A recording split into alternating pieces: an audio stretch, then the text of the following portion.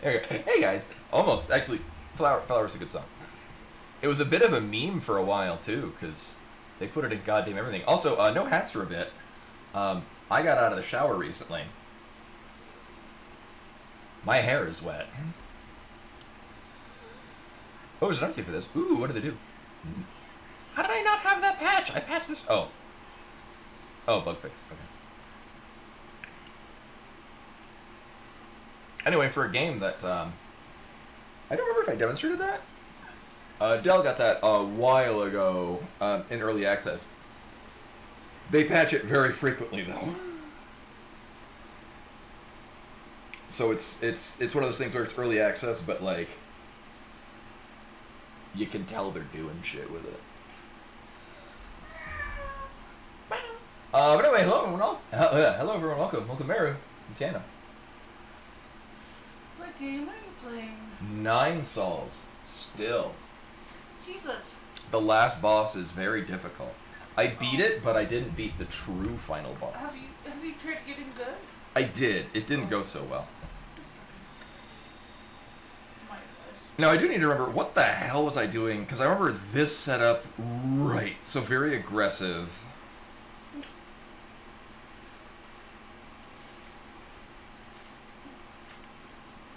Right. Okay. Yeah, I think we're doing the Red Tiger Stone Ring mostly just as bonus. But not to really rely on it. You know, unlike the reflecting damage when we charge block, which you have very few chances to do that.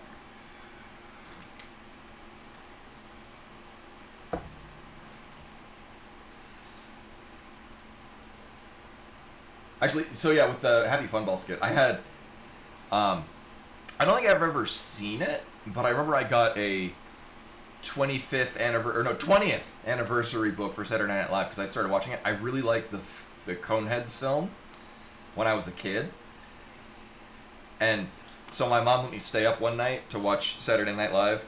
I want to say it was the episode where Jim Carrey was the guest. And I was a big fan of Jim Carrey movies, and I wanted to. I always asked. I knew that's where the Coneheads were from. And I remember watching, that was the first one, and every week for a while, asked Mom if Coneheads were going to be on that particular episode of Saturday Night Live. And she's like, I don't think so, hon. Like, you know, Dan Aykroyd had long since left. Oh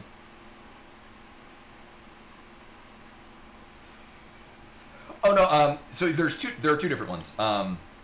Correct. This one? I meant this one. This one was in fact working really great. Yeah, no, that was like original Saturday Night Live.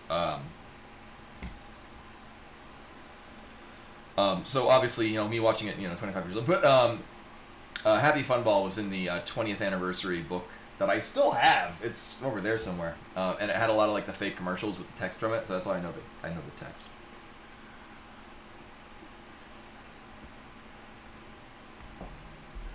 Oh, I think I have since seen it. I just didn't see it when it was new. But yeah, I know. Yeah, I do every now and nowadays. I like watching, especially on Saturday, they will put on the weekend update. I like watching that so I can find some levity and current events. All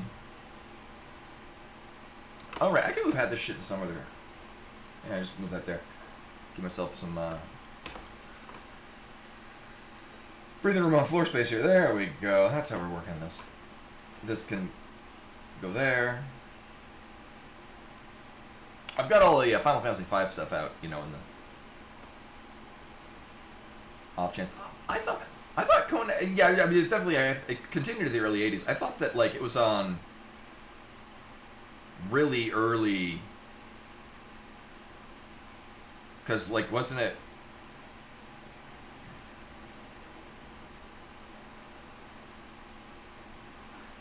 Dan Aykroyd was really, and then the lady that was in it too was like initial cast. Either way, so this is, and I'm gonna need some turn up the volume a little bit. Okay. So I'm going to probably need a couple of rounds of trying to remember what the hell we're doing in this. So the way this works is we attack really fast, really aggressively. But we take some damage.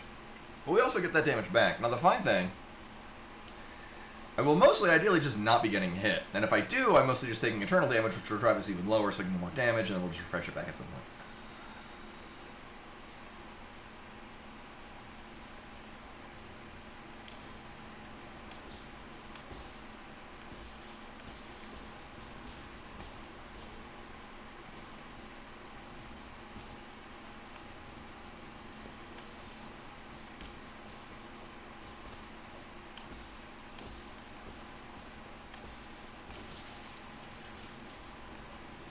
Oh, almost out of time.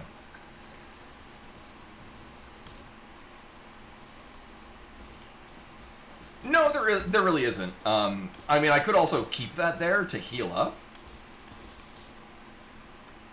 I'm mostly just doing it. Oh my god. There we go. To serve as a I haven't died before reaching them kind of thing.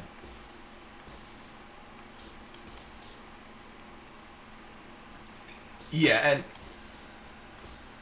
I think it was relevant when we were doing like just the not true final boss version where we do phase 1 and 2 and then we're done, because I think it continued over to when we had to restart. I honestly don't remember. I'm also still not convinced that his sister isn't either going to be the last boss or this is actually just his sister but grown up.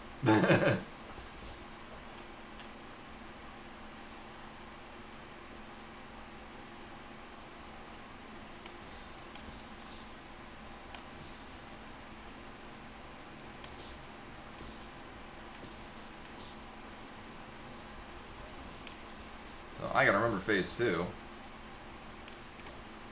Right, and then does the 2, and then we can block that. Okay. Right, in this one we don't want to counter her talisman things, because there's a guaranteed follow-up. That always goes into that. Nope, too early.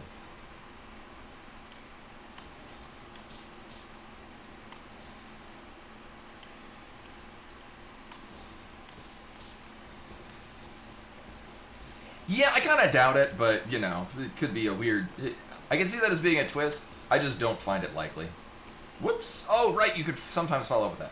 That's why we weren't using talismans on the drop.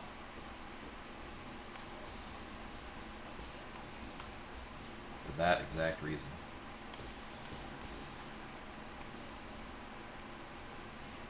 Oh, we're on 4 hits, yeah. Okay.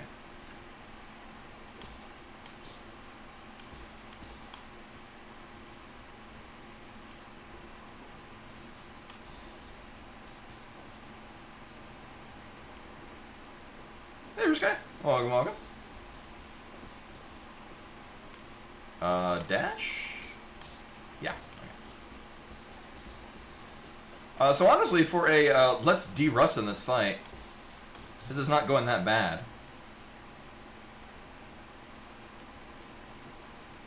Okay. Hi.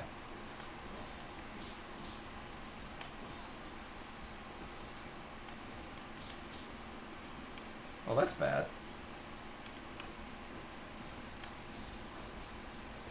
Oh, shit, right.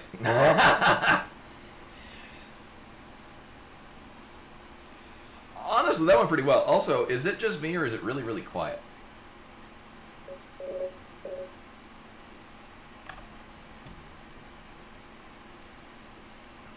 Oh, that would be why, because it's really, really quiet.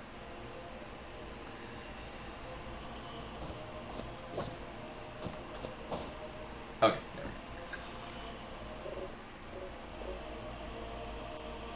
go. It should be better now. Alright.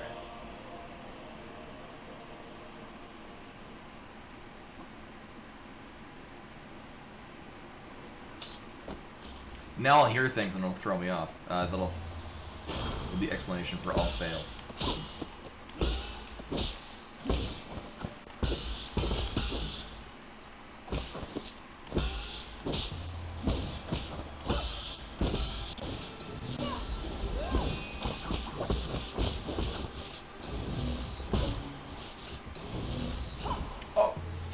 Beg your pardon.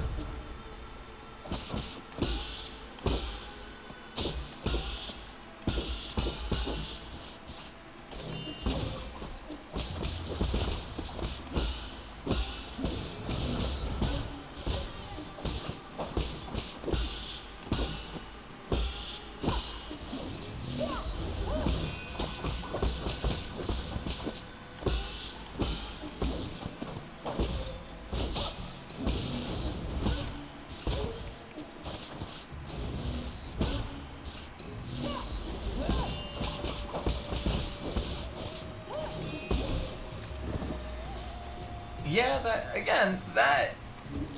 that move will typically throw me off. I'm not sure, like, aside from,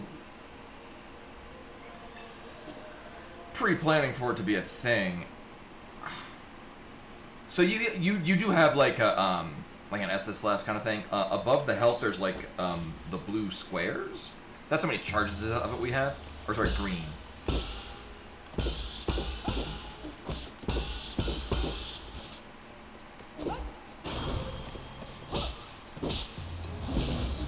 Oh my god. There's also a bit of a rally mechanic. So if we like semi-block, or we also have a thing that makes all of our attacks, see how some of our green health bar turns into a red bar? That will recover over time. Bosses will also get that. So you'll notice that there's like 3 different colors to the health bar for the boss. It's very similar. So like a lot of our just smacking will add the recoverable damage, but landing a talisman will sort of turn that all into actual damage.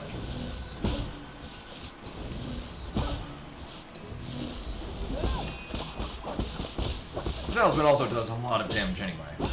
I've tried a couple of different strategies in this fight, and this one I've just kind of enjoyed the most.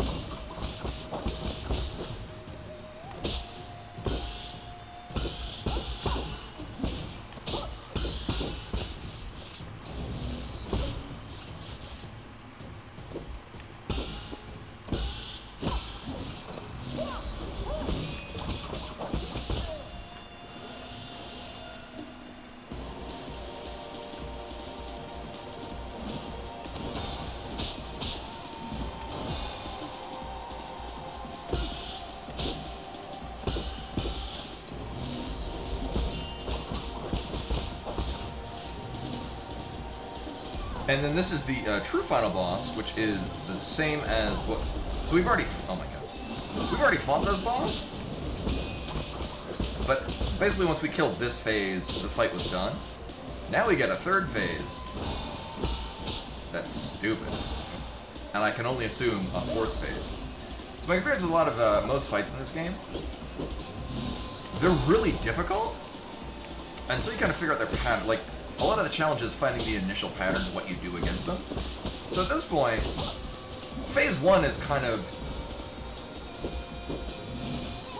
Assuming she doesn't do that thing when I'm not planning for it. Because there's a lot of tells, so you see like, oh, the enemy's doing this, it's going to follow with this. Sometimes, enemy will just do one of her abilities without having anything preempted.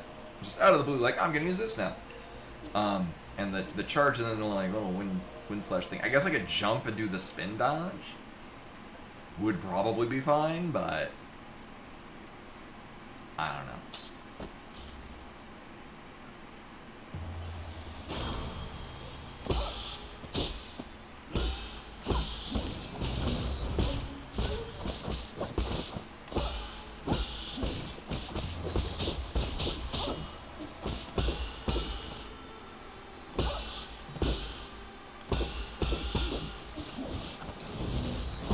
So one of the things I tried for the longest time was like more of an Aikido kind of, mostly just blocking and dealing damage by blocking, but it was making phase 1 take a really tedious amount of time, and phase 2 about the same. So I instead changed to a very aggressive build.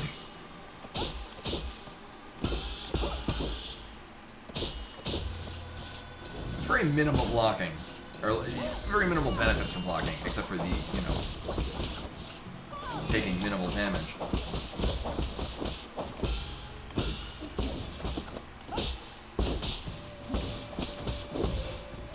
Oh, that's rude. Got all our health back, slowly recover, and we're good.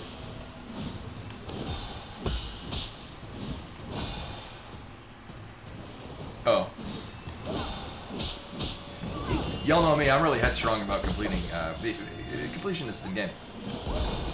Also, this is very satisfying. It's a very satisfying combat, at least for me. I know not everyone's into, parry-style Dark Souls combat. I'm really into this. Like, the Jiaquan fight is still, like... Oh, it was really good. I very much enjoyed that. It felt like doing a fighting game. God damn it.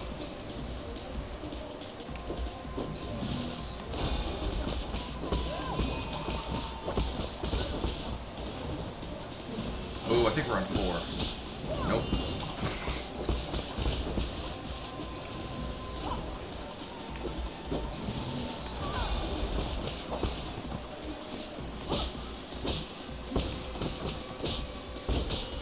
So we're in danger right now. Uh-huh. Let's get pay off. Good.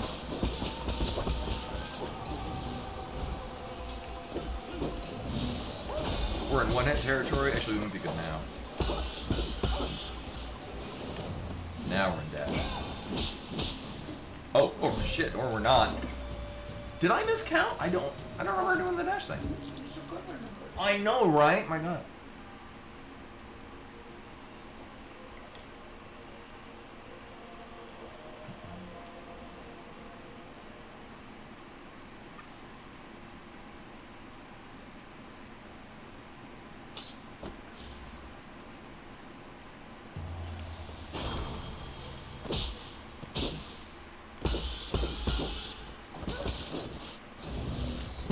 So yeah, I realized after trying several different builds in this, I just went and I did the one that I basically played through the rest of the game.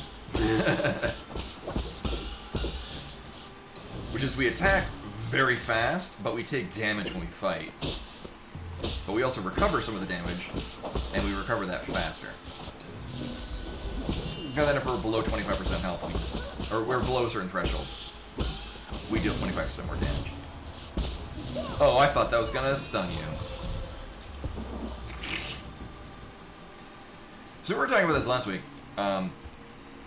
There's no consistency to it, but there's a usually it does. If we happen to have a talisman on her when she goes into her talisman attack, it'll stun her most of the time, but not all of the time. That was one of those times when it didn't.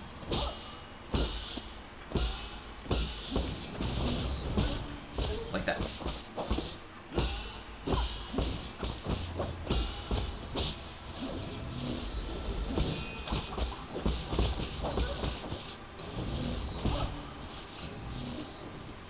Oh yeah, they're not sub-tanks. Those are our actual, we have to use those to heal.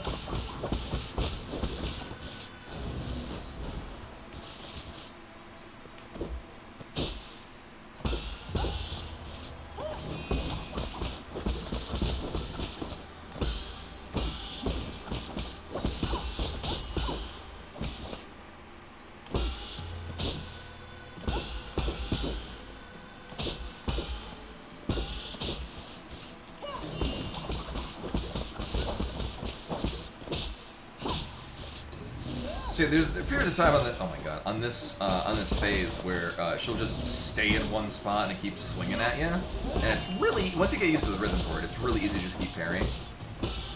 So I was using a one of the 3-drop jades that made us do damage with that. So that's really the only phase where it benefited us. She does not do it that much in this one. And also a lot of her things will just kind of like leave fire on the ground, so we don't really want to stay in one spot too long most of the time.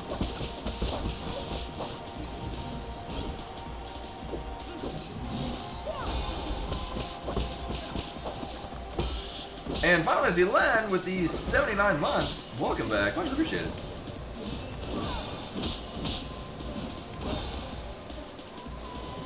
Oh my god.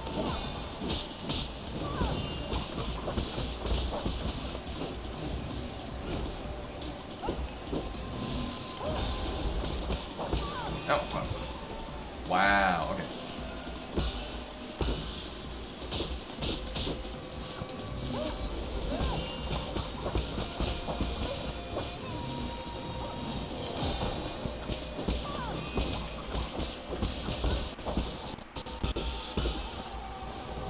Uh-oh, I think we're on 4?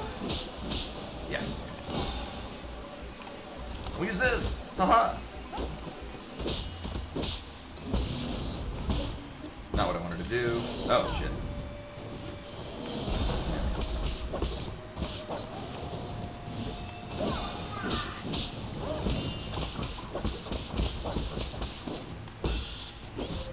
Whoops! That's the wrong one.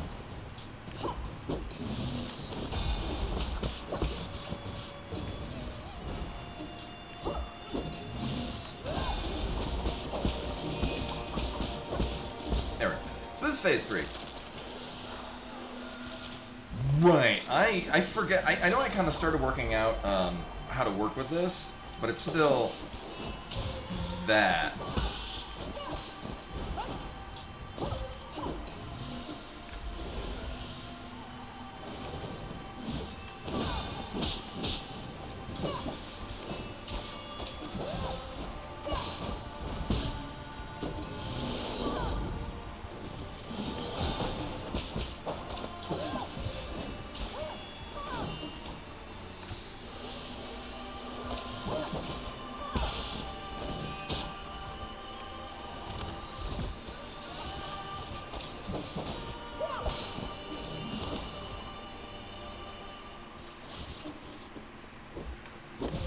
So there's a whole lot of you just aren't able to hit her.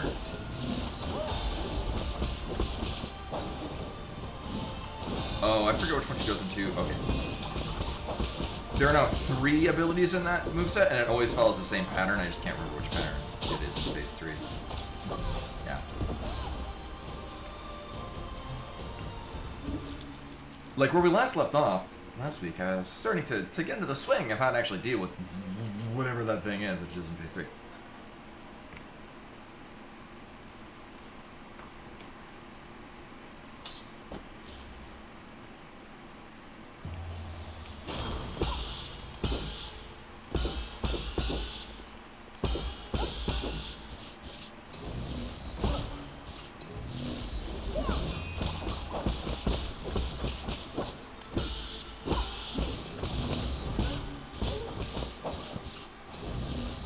Whoops.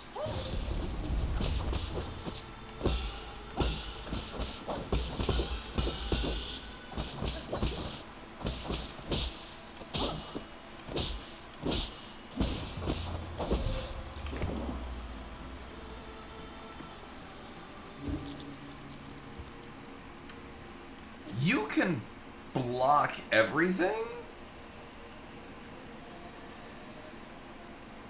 but you might need to do it in different ways. So the thing is, too, is, yeah, with her dashing across the screen, it has 2 finishers. They're both, one is red, one is not, which limits what you can block it with, but honestly, the white one on the ground, I wouldn't be blocking by normal means anyway. So you can jump and block, like that. Because that'll block most red attacks, which is what I've been doing. Now there's also this charge block, which is harder to use if you're not, playing for it. Hey, Rushburn, pretty well.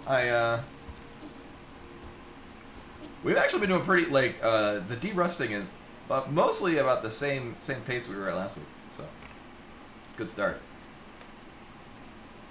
I made a slightly experimental dinner tonight, and it came out great.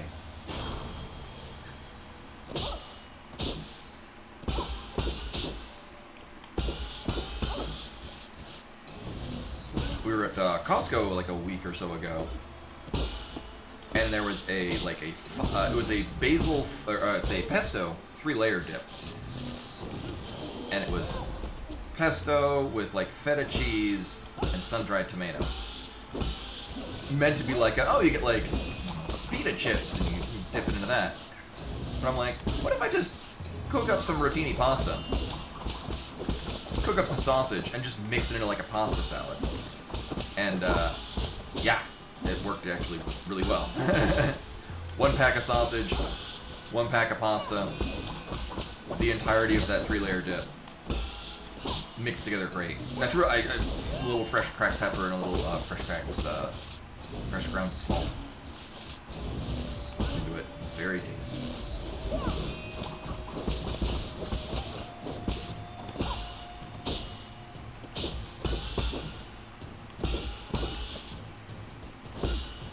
Oh, nice.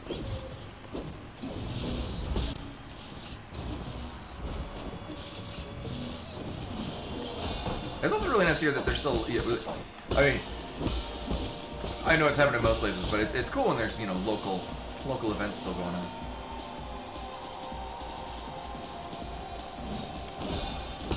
Oh yeah, I feel more confident about this than I do. Like, we were on Orphan of Cause for I want to say like a month and a half. The DLC boss of Bloodborne was extremely difficult.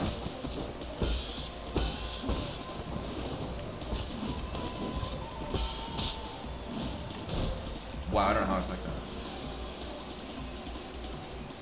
Yeah, we have they're like automatic grinders. Like it's got an electric motor in it, and when it detects when you like tip it upside down, it'll start grinding this pepper up. So we just get some, bulk 5 pepper mix.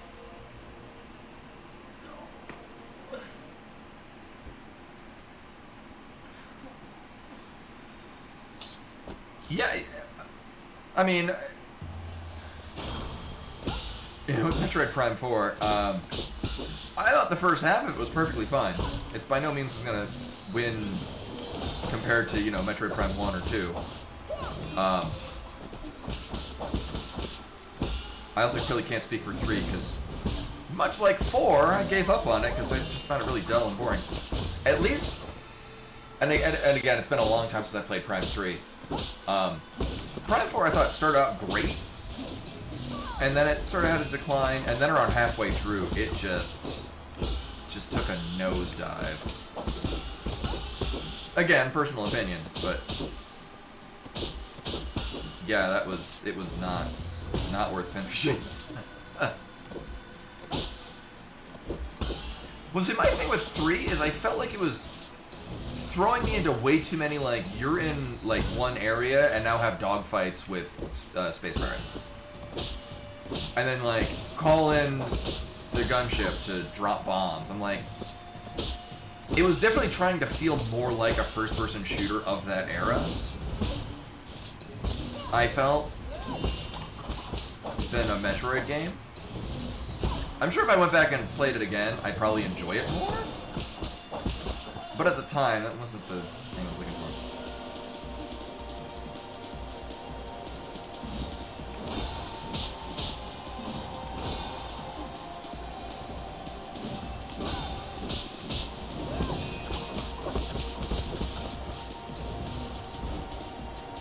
Oh, God.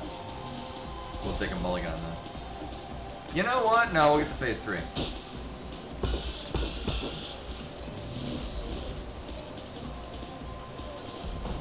Over here.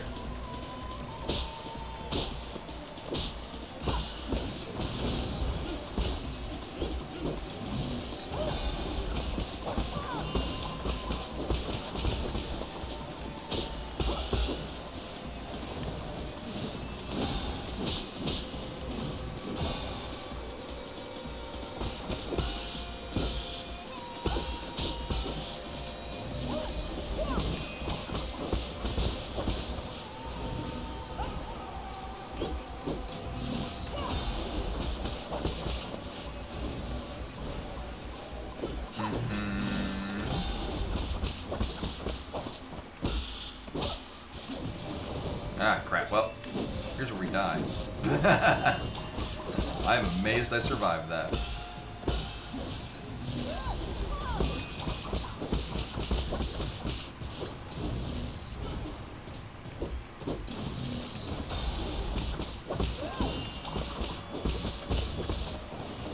And someone with a watch streak, I will acknowledge that when I die at some point.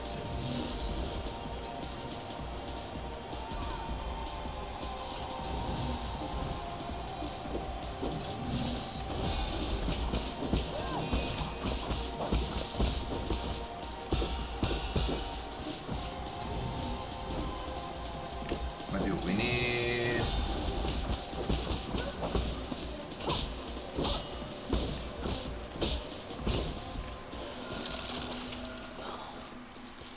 Yes. I think it also shows when you don't have it. I think it glows brighter when we,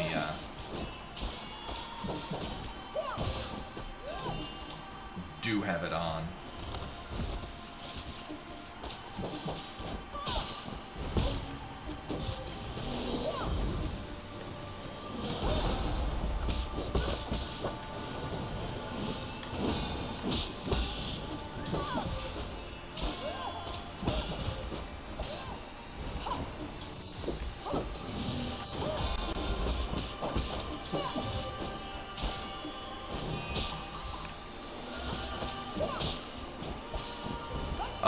See, that's the main problem too, is that oftentimes it'll chain into her talisman thing, and you're just in the right position to get hit with it. It's actually really brilliant.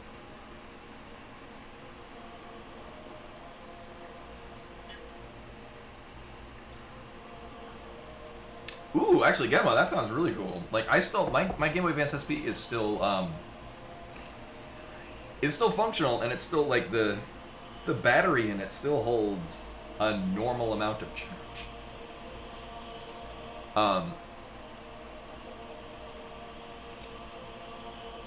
And I love it because I can still play my original Game Boy games on it, which is to say, Link's Awakening. Actually, I think currently my copy of Final Fantasy Tactics Advance is in there.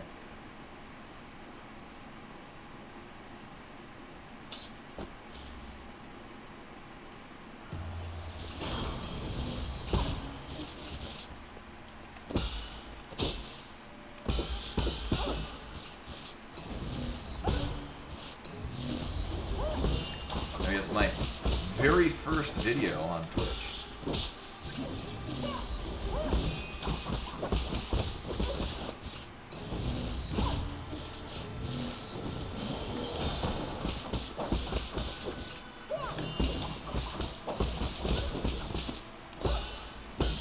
So I guess as long as we keep hitting her.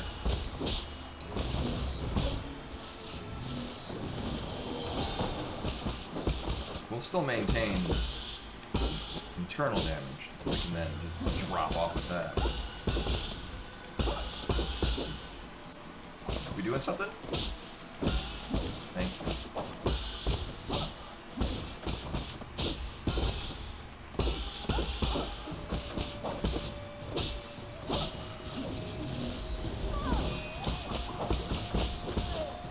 Alright, so we'll get back in the swing of no-hit phase ones.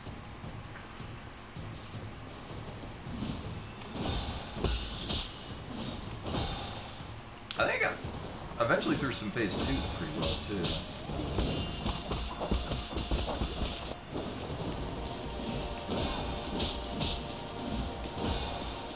I'm over here, you coming?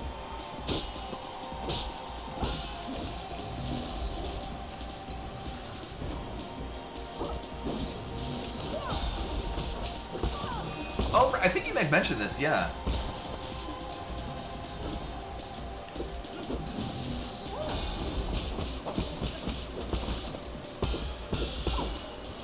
Because I mean, I guess, yeah, like, I know it was Japan only, but I thought it, like, never actually released.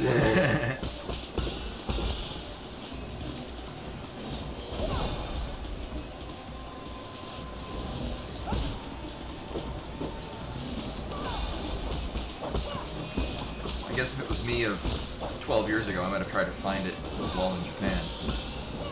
Granted, most of my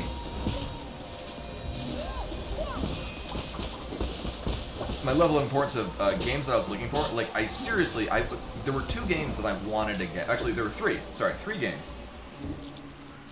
that I absolutely wanted to get while I was out in Japan. One was Terra Enigma, or Tenchi Soza, the original. Yeah, the original Terra Enigma. I wanted to get a copy of that because I love that game. The game's great. I never finished it until I played it on stream, and I cried at the ending. It's very good. And then another one. I still have yet to play it. I would need to really de-rust my Japanese for it, but Wonder Project J. I remember they teased it in a Nintendo Power. It was. I remember it was like right before Tamagotchis came out, so like the whole like digital pet craze. The idea was you had like, it was like Pinocchio, but you had to like raise Pinocchio as a child to be not an asshole. The idea is that he would get to be a real boy if you could raise him, you know, give him rewards when he did things he was supposed to, and punish him when he was doing things he shouldn't, you know, to what degree, and this and that. That, as much as I don't like simulation games, that sounded really cool to me. Like, that sounded like a game I wanted. And then it never came out in the States. So I wanted to get a copy of Wonder Project J. And I did. And then, Crystalis, the Haruka Tenku no Rando Godslayer, which I could not find until it was around the time I was maybe a month or two before returning back to the States permanently, and there was I think it's a really big like used nerd store in Aomori City. I would describe where it's located, but I don't think it would mean anything to anyone here. Like, in the back room, they had, like, old computer equipment. Like, you could get, like, an iMac from 2001, like, that kind of thing. Like, refurbished and still functional. But they just had any era of video games. And, like, individual, like, gachapon stuff from the last decade. So I used to go there quite a bit, because there's just a lot of cool stuff there. But I remember the last time I was there, I built up the courage to ask at the front desk if they had a copy of it. And the guy's like, oh yeah, we have that. It was like $5. Like, what? I've been searching the entire time I've been here in Japan, couldn't find it. Nope, $5.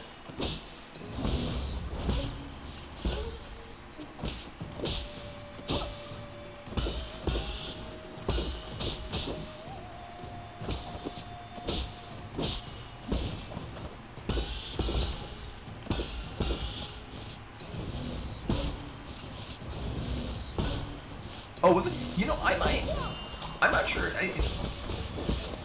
I don't know if I would like fully stream playing that, but I'm very interested in playing a fan translation of that. Like, it'd be cool to play in its original Japanese. Like, that's a thing that I probably could do, but I'm like the time and effort that I would need to put in to fully understand and appreciate it.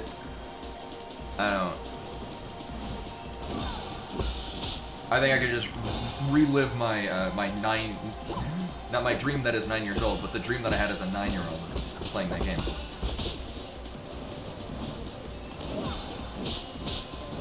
Oh right, we're in that. Yep.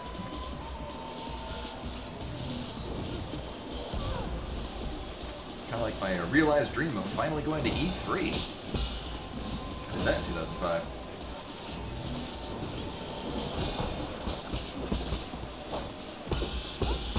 Got to play Twilight Princess when it was only a GameCube version. Oh, right. Yeah, I got to go to E3 before it kind of, but back when it was still relevant. Actually, not only that, the Konami booth, I got to play the North American version of Beatmania they released. Which was very poorly designed and rightfully did not do well. I missed E3.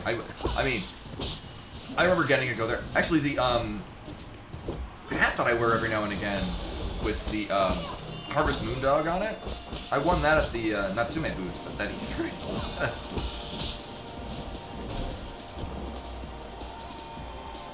Yeah, no, that's like the actual US release of Beatmania. The game was not good. I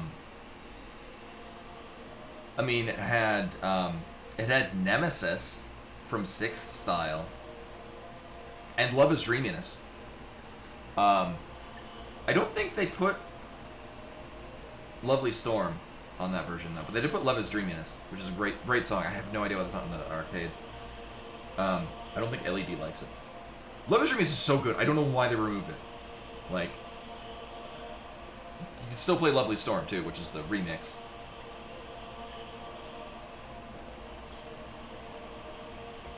Anyway, however, the U.S. release Beatmania controllers, North American release Beatmania controllers, it had Virtual Insanity. It had Toxic, the Britney Spears song.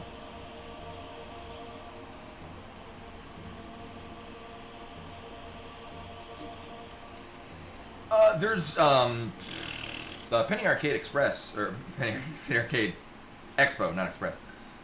That's kind of the, I guess, the closest thing to that.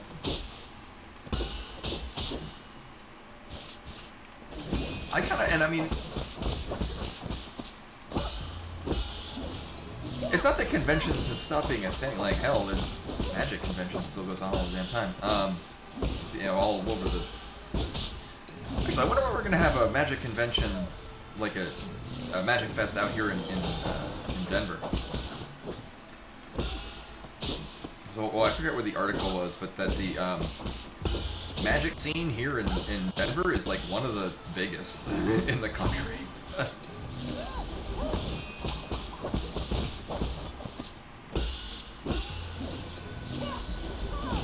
I need to find at some point just it's time to go out and play Beatmania DDR again. I haven't. It's been a very long time. They removed some of my favorite charts though from DDR. I'm very sad. Actually, I want Follow the Sun from 4th Mix Plus. I want that to come back. Love that chart. The chart's exhausting.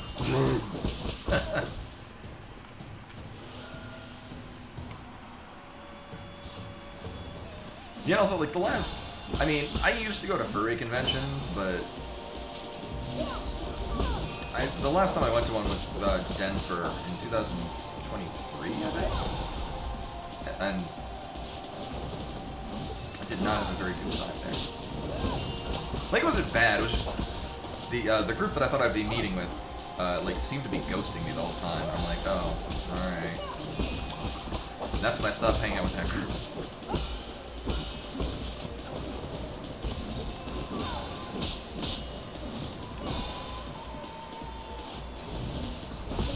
Oh, now I'm gonna have that song in my head though. Follow the Sun? No.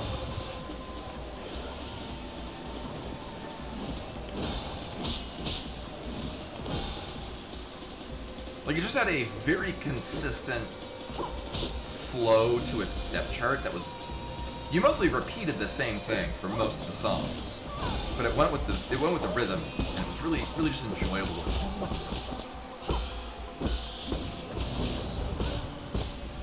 For a second there, I forgot we're on phase 2.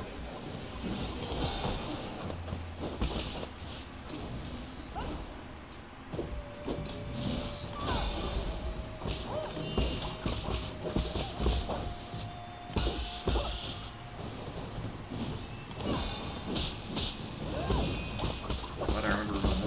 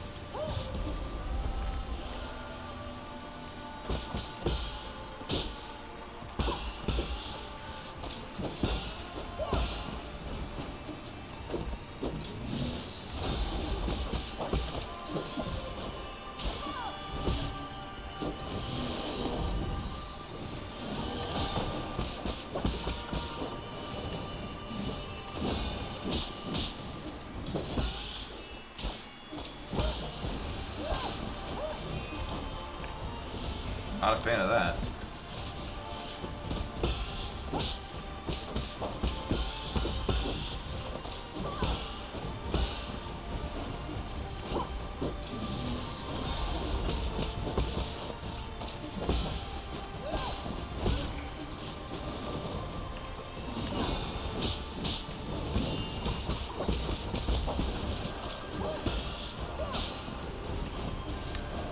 I guess the advantage is that we get our double jump back.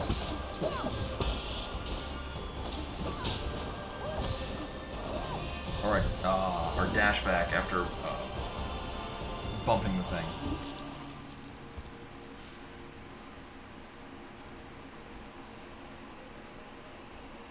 I think the white line is to show you where it is. So with the dark red health, it's actually the same as the dark red that we get. Yeah, it's internal damage. It's same as we get, which is if you stop hitting the enemy for a period of time, it will eventually refill that. Yeah, but yeah, the talisman locks in that damage. So like for most enemies, you can just kill them by repeatedly hitting them, but the talisman kind of makes the damage you've built up permanent. And also does a chunk of damage. It's why it makes it look like our talisman hits for a lot of damage, is because it's mostly finalizing the damage that we've built up with our basic attack. Like, I remember when first starting this, it seemed kind of complicated how this was going to work, but I really enjoy the style of the health bar in this.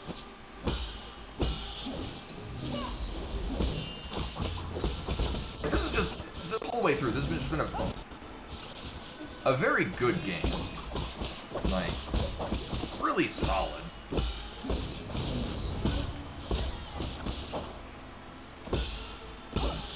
Like, it's light on the Metroid side of things, but the combat is just really top-notch.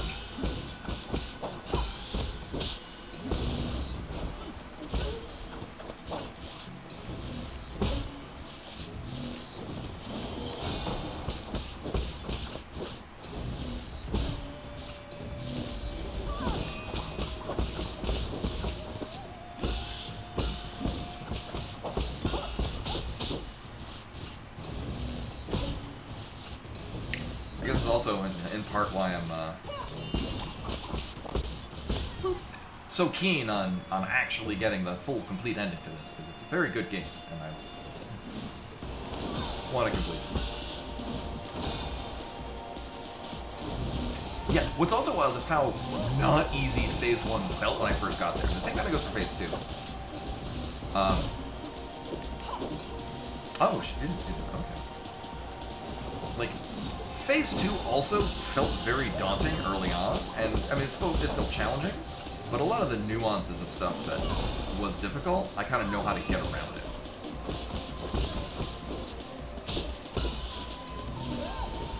Oh, yeah. No, like, just starting Phase 2 was like, oh, shit. Just the start of Phase 2, I would just die immediately.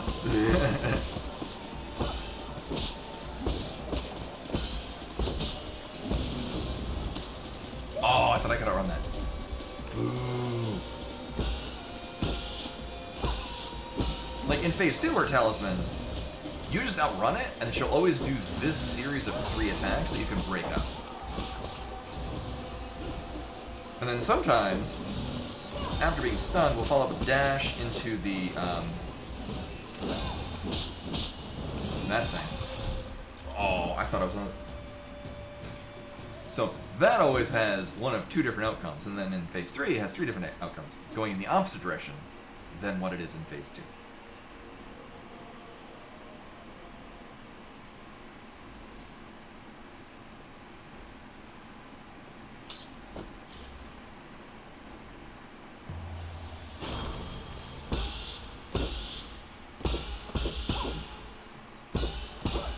Which is that thing, the thing where she dashes and then a whirlwind attack behind her.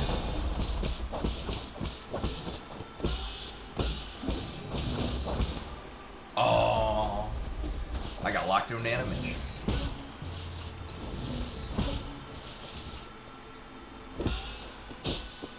Oh yeah. So, yeah, the giant air slash thing, that, or the big slash. In phase 2, there's always the red one that charges that you have to counter with a charge block. And then it goes into the 2 slashes, and then it alternates whether or not it's going to do a 4th red charge thing, or she dashes and does the whirlwind. I beg your pardon. Dashes into the whirlwind thing. Which, that used to be a really challenge to me. Of like, which one to react to, until I realized, oh, it literally follows a pattern. Like, it just alternates between those 2. And then the same thing applies in phase 3, where she does that, but it's 3 different things. And yeah.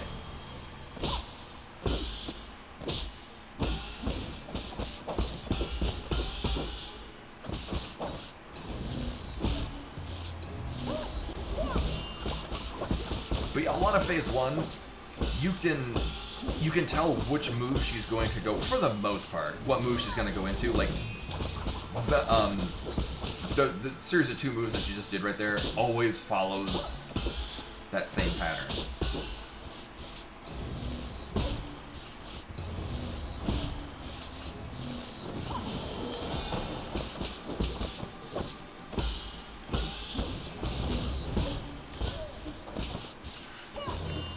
Aww.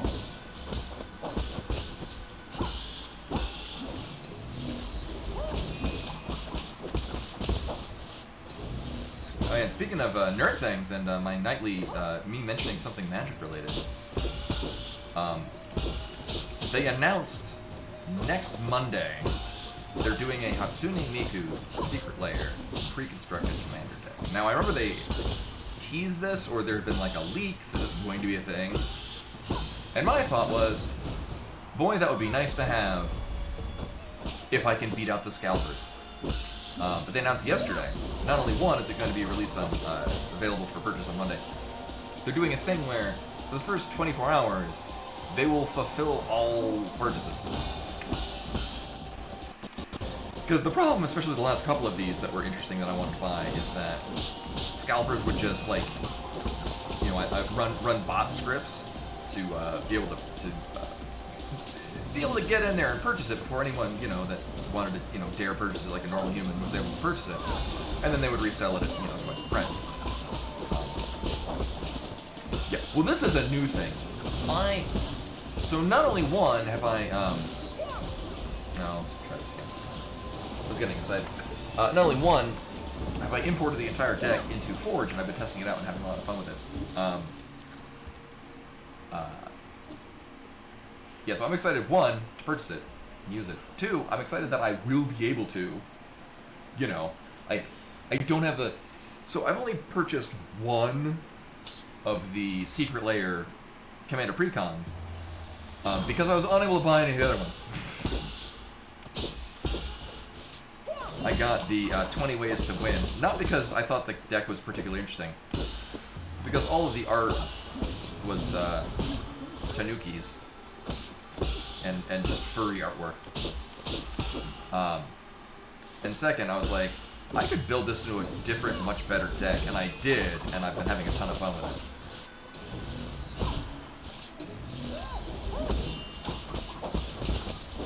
it. Oh, I haven't done the adventure mode in Forge in a while.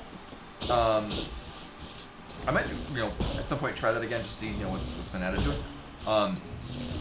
The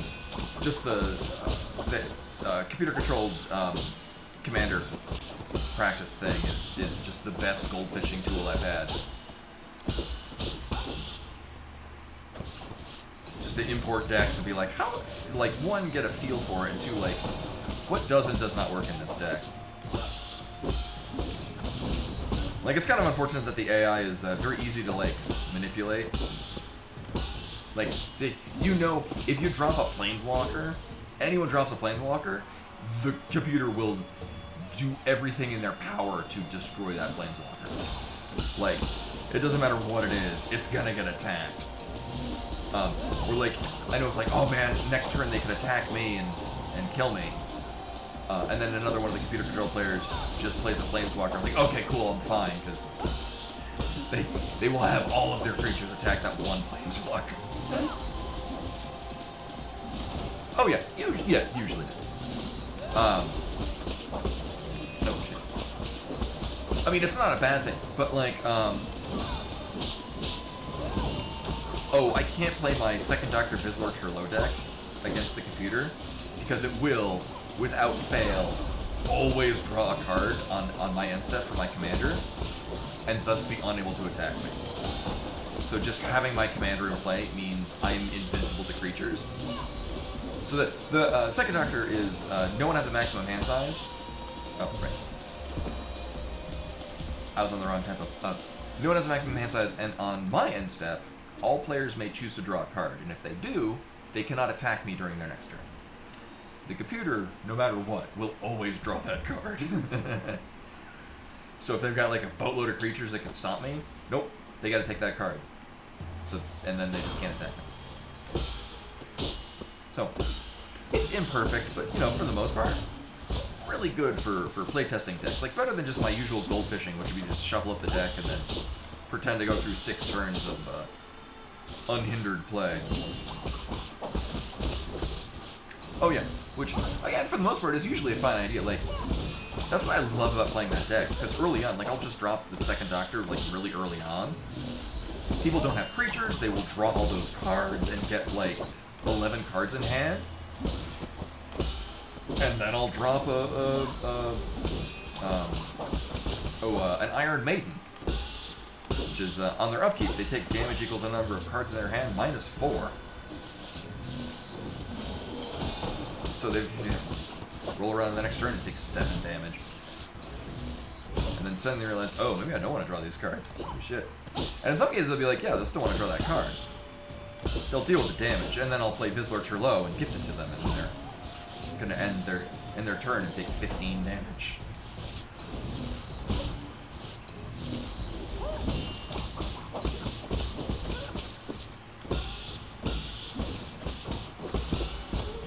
Oh, what was it? I was playtesting at one of my another deck that I was interested in, and so for the computer controls, I have one of them takes one of my decks, which depending on some I just will straight up pick another one, because some of my decks the AI just does not know how to play it at all. But so it got one that I did of the Dance of the Elements, one of the Glorwin Eclipse precons, the Elements one. It's actually very strong, but the land base was kind of garbage. So I did a custom one where it's just the same thing, but the lands don't suck. It had that. It had a Naya Landfall precon from like 2018 or something like that, which is a very strong deck.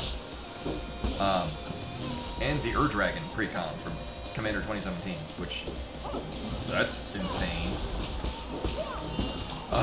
So very strong deck, and it completely just destroyed this one that I was playtesting. One, because I was still getting used to playing it, and two, because it's clearly a bracket 2 against what is clearly an Ur-Dragon deck, and 2 other decks that are also really strong in their own right. So after getting decimated while I played this one, I playtested some of my other decks against that same mixture of very strong decks. And a lot of fun. My Samut deck still packs a punch. I love that deck. It's good.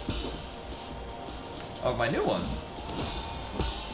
that I built with the 20 Ways to Win precon. A lot of fun is Baitor Ancestor 4, which is a combination life gain reanimator deck. And it's a lot of fun, but it has a lot of the you win the game kind of thing. And in Abzan, a lot of ways to manipulate anything. Anyway, this is phase 3.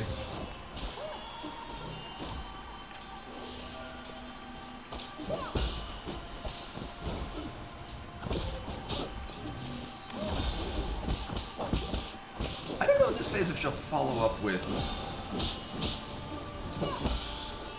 the, oh my god, whirlwind dash thing after getting stunned out of the thing she just did. I beg your pardon. not charge long enough. Oh, I'm out of coffee. You know, I never played the Rhythm Heaven games. I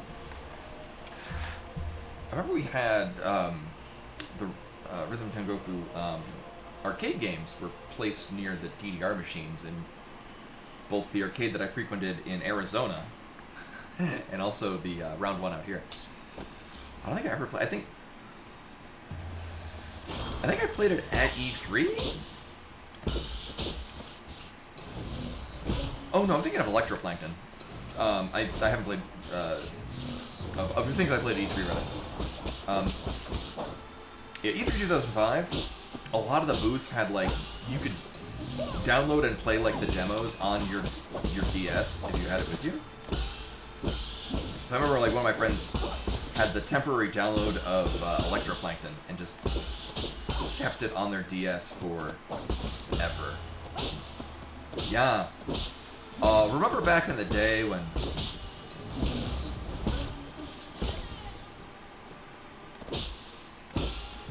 there were like consumer protection values? That was great.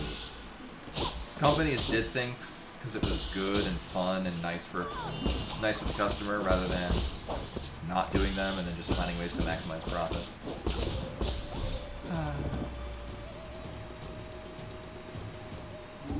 Nope, not anymore.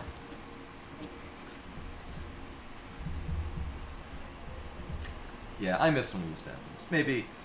Maybe something will change. Make sure you're registered to vote. Before they declare martial law and you're not able to register to vote anymore.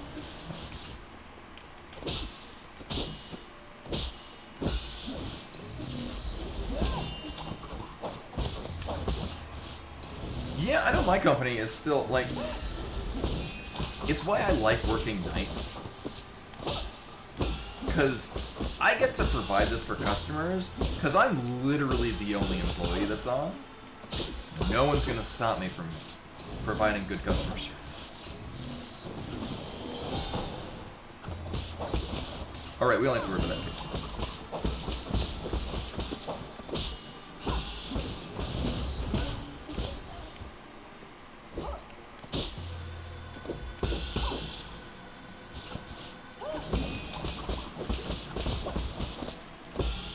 And I do know that, at least management really values what I do in my job. Like, customer-wise. I'm known as being the one that makes the customers feel better about their systems being in complete turmoil.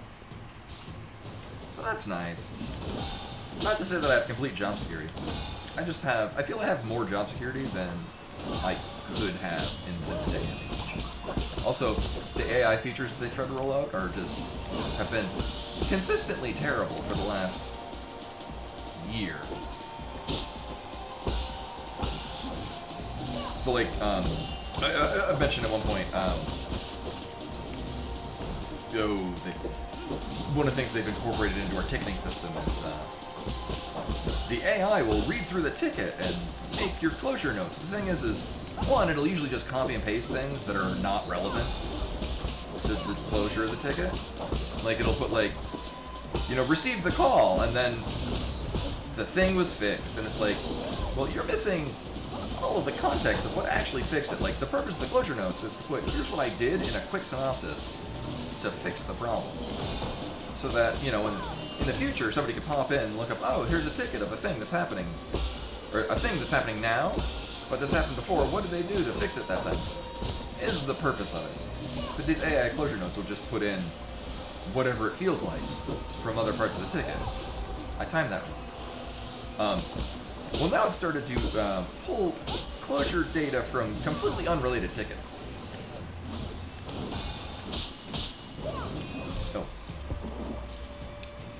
Yeah, like, I'm not... I think right now at this point, use of AI is wildly overblown in value. Like, it's not to say that it's worthless and not needed. Its thing is I mean, like other bubbles, like back in the late 90s, early 2000s, not every website, not every company needed a website. Or, like, you didn't need 12 different websites providing the same, point of sale. Like that kind of thing. Like, we're at that part with AI, I think, is that there's application for it. It's just, I think it's being oversold. Oh my god. For things that it doesn't particularly benefit.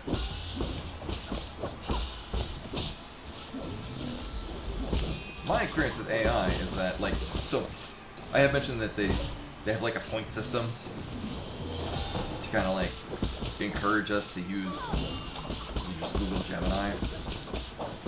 And my experience with it is I will pose it questions that I already know the answer to, and then recoil in horror as it gives me a mostly correct, yet also kind of dangerously incorrect answer.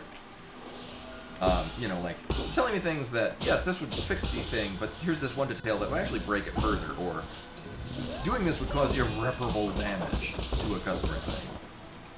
Like, it's a good thing I know what I'm talking about, because if I didn't, and I followed this, I'd lose my job. Or make a very unhappy customer. So the thing with the closure notes, that the AI is now likes to add closure notes. It will occasionally put in completely unrelated closure notes from a completely unrelated ticket. And I like to, you can kind of like put a thumbs down, thumbs up thing, of, how's this working? And then add in a comment of what you do. And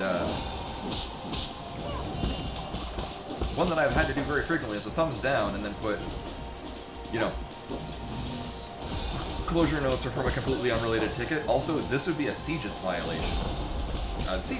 When I work with criminal justice stuff, so CJIS is criminal justice information system. Oh my god. Basically police data. Just a little more than that, but for the most part it's that. And so a CJIS violation would usually be, this is an abrupt cause to fire you. And the AI resolution notes are like, they did this thing, like I did not.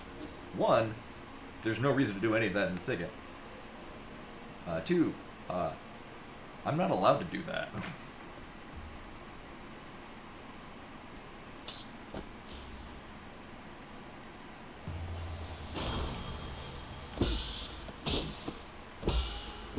Whoops.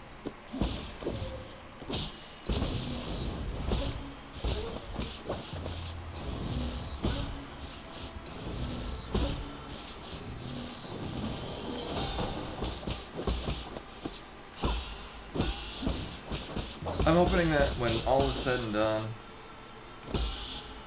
use of AI will be limited to things where it's actually worth using, and people will learn to have critical thinking again.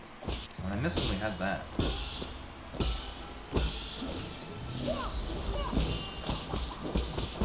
I don't know. It's a fine period of time.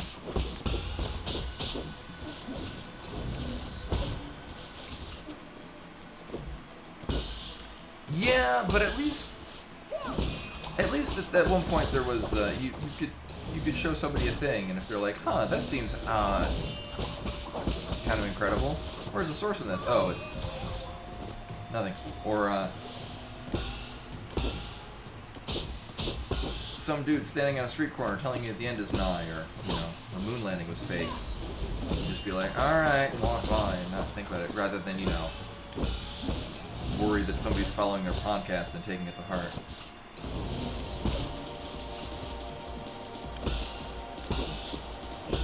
Or worse, given a position in government. As I roll my eyes painfully.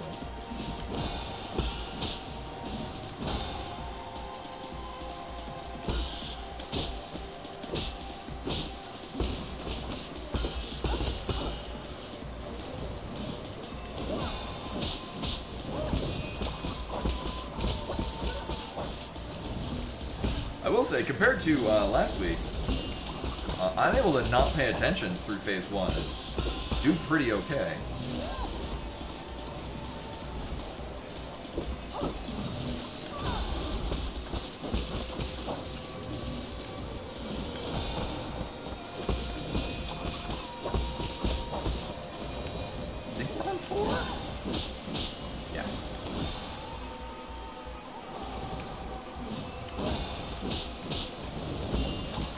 like her. She does facts. It's good. Yeah.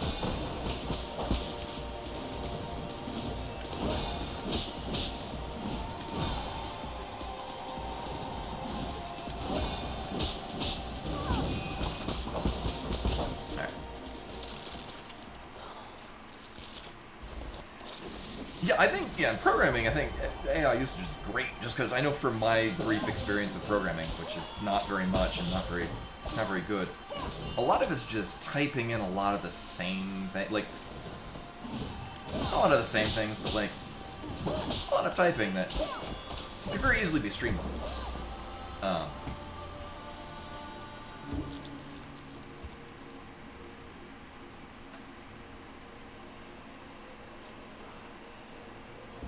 So, like, at least, my brief experience with programming, my brief understanding of how it's working, how AI is working with programming, it's very good, because that's, it does all the busy work of, physically typing in the things, and you're not, copying, pasting stuff, and then you just go through and like, yes, this checks out.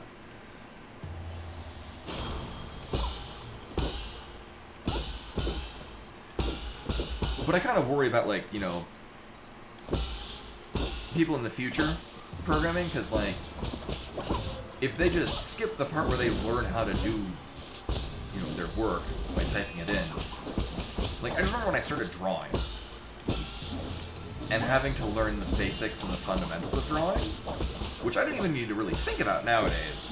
But, there was a time when I had to, consciously make an effort of, where is this curve going? Does this work as relationships with space? Where's the line of action? Like that kind of thing. And like just completely avoiding that, just I wonder if people will gain those skills and if they'd be able to like just following vibe coding as a means of checking the computer's work. If you don't understand the foundations of it, are you really going to be that good at troubleshooting and analyzing what's been output for you? I mean, that's more of a hypothetical. I don't know programming well enough to really be able to be like yes or no on that.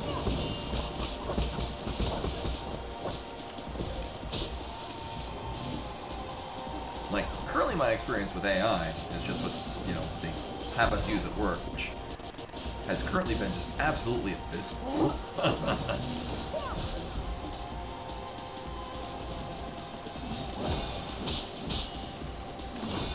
And also from an artistic standpoint, I've gotten really good at being able to detect whether or not something is AI generated, because it looks just like trash. Oops. Like, it all looks like it has the same fucking look to it. It's just so soulless. But I also say this as somebody who's, experienced with artistic work. And,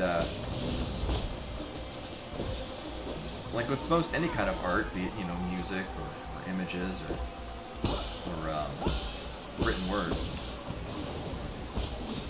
there's an emotion that has to come across. And if you're lacking that, what's the point? Like, it's a form of communication.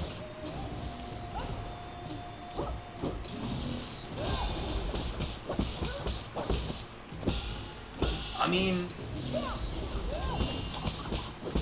to an extent, but also it's like very similar to the imagery stuff. Oh, you mean like if it's like silly lyrics and stuff? Like, I mean like I'm thinking like the musicality of it. If that's a real word, but like the chord progression, rhythmic syncopation, which is not very good with. Yeah, like I miss early AI artwork where it was just like weird soulless Pikachu. Thing is a lot of people are using AI because they're like, actually I was just kind of talking with Dell the other day, and by that I mean 20 hours ago. There was, at one point I was, I just wanted like some, background music, and there was like a vaporwave kind of just YouTube thing that I was enjoying. And as I'm watching, I'm like, I know this person's putting out, one of these a week. Noticing a lot of the same, like not even just the same person doing things. And then I started looking at little background videos and I'm like, oh, this is obviously AI. And I'm like, oh, that's probably, the music's AI too. So I kind of went down a rabbit hole of following stuff like this, and there was a forget what it was and how I got to it. We're kind of analyzing, the nature of things. A video essay, of the abundance of AI-generated music on YouTube and this and that. And they directed me to a couple of other channels. One is just a guy who just puts together playlists of I think it's Big Bool, big_BOOL. These really nice playlists of very well done, just good playlists of video game music along a theme. And I've been enjoying it. It's made by a human.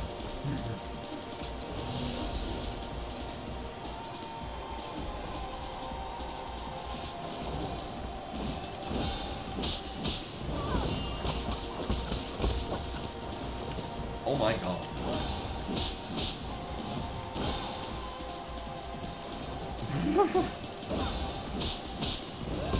She has other moves, I swear.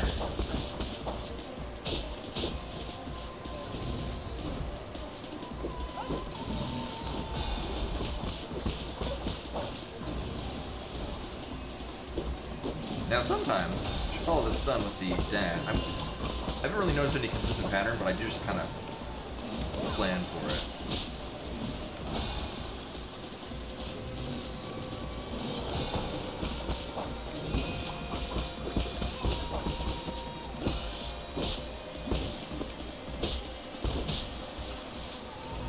I was gonna say, I don't really want to follow up all of those little dash things with the talisman. Sometimes I'm gonna plop down some fire.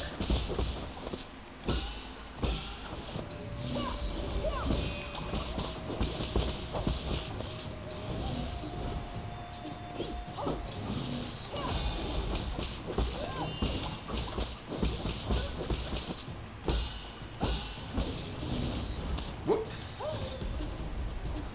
I was gonna say, this has been a really good phase too, until that happened.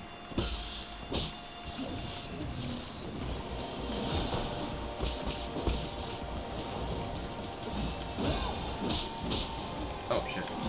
Oh, I thought we were on the other one. Oh well.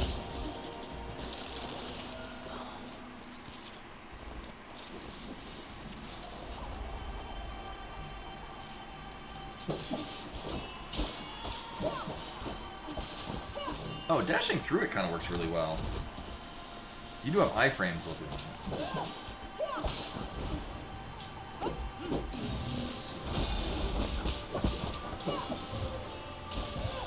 Mostly. Oof.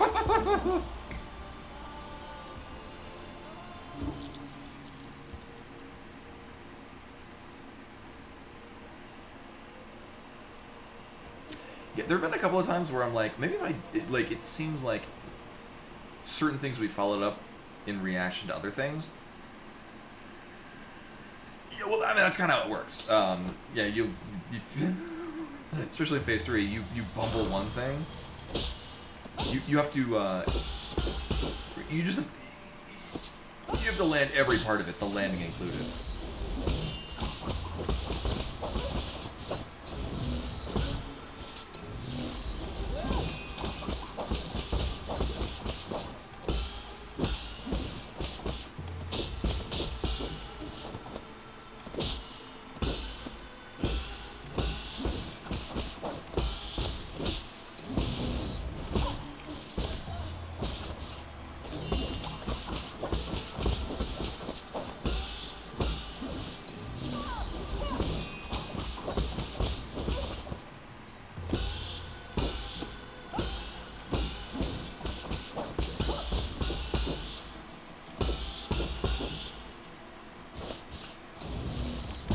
And I was gonna say, this would impact streaming, but so Meru and I are gonna be going out of town for the weekend. But we're gonna be back before Monday, so if anything, I might be tired next Monday. But we'll see.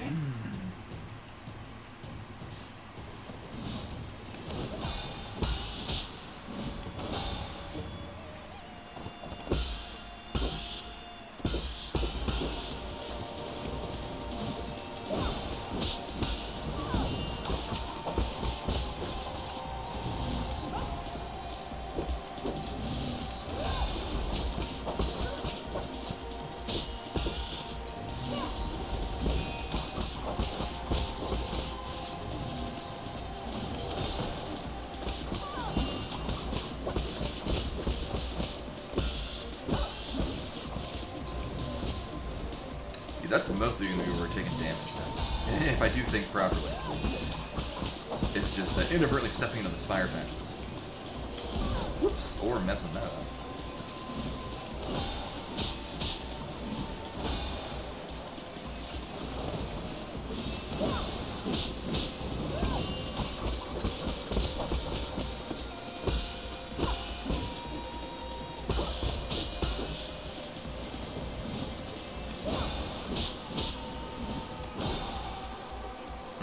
Oh my god.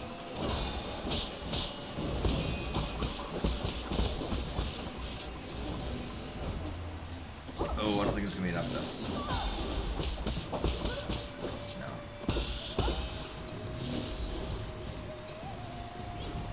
This might be. Yeah. It's a pretty good phase too, actually.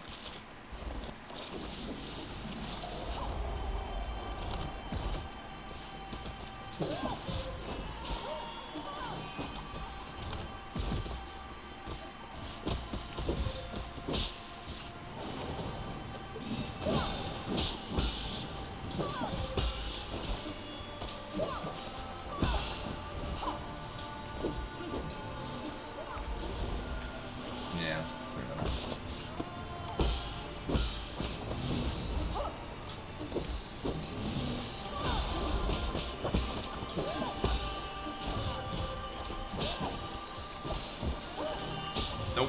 Oh. It was really weird. Like some of the aerial ones. So I've not noticed consistency with how that worked. It's like sometimes I'll spin the thing and it just like doesn't, like I don't actually parry anything. There seems like there's definitely like a line goes through and then like a wider attack goes through, and I'm not sure if it's. Still figuring out the nuances of it. Mostly because it takes what, like 10 minutes to get through phase 1 and 2.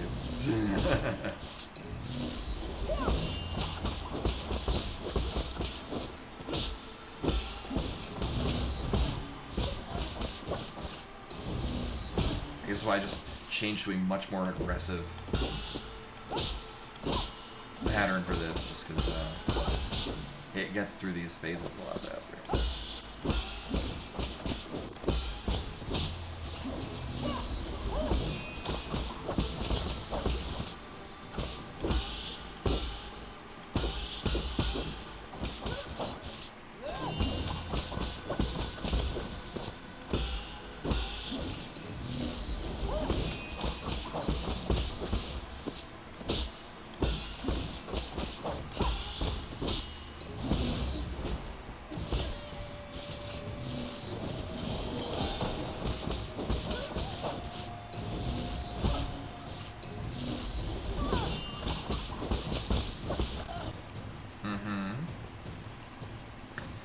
I remember correctly, we can land a hit, yeah.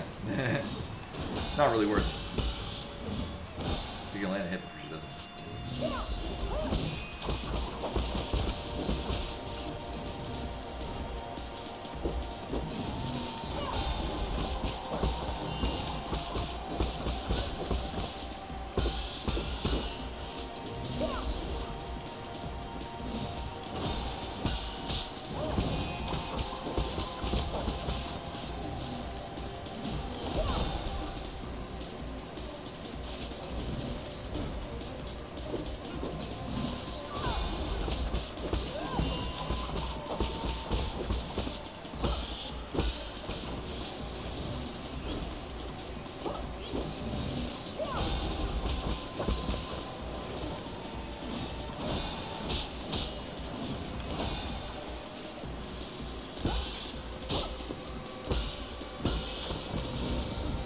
Oh, bullshit.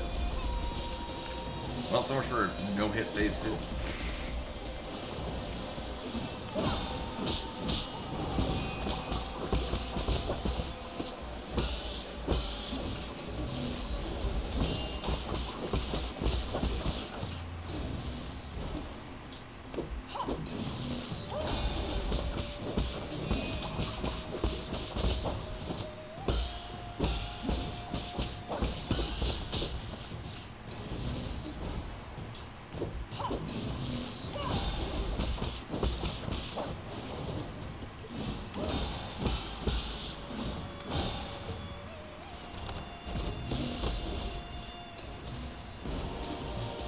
That wasn't nearly as cool as I thought it was.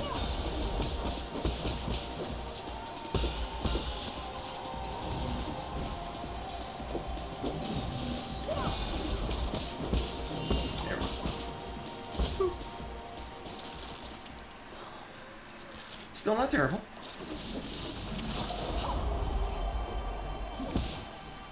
Ooh. Well, that's useful.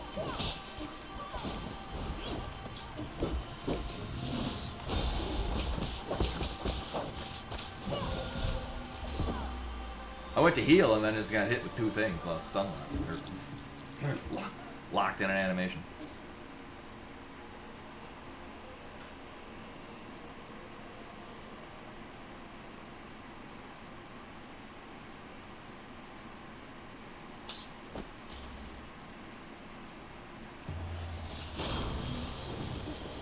Whoops.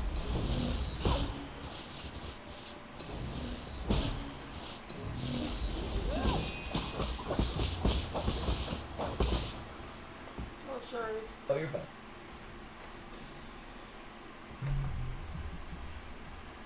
And then, are you going to be violently ill and not able to go to work tomorrow?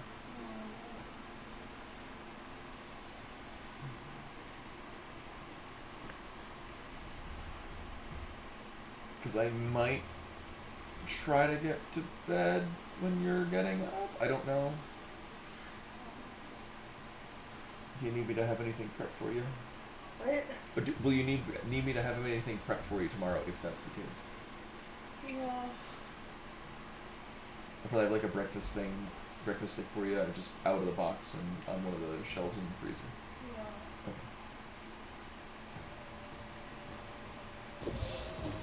You know, we're gonna take a mulligan.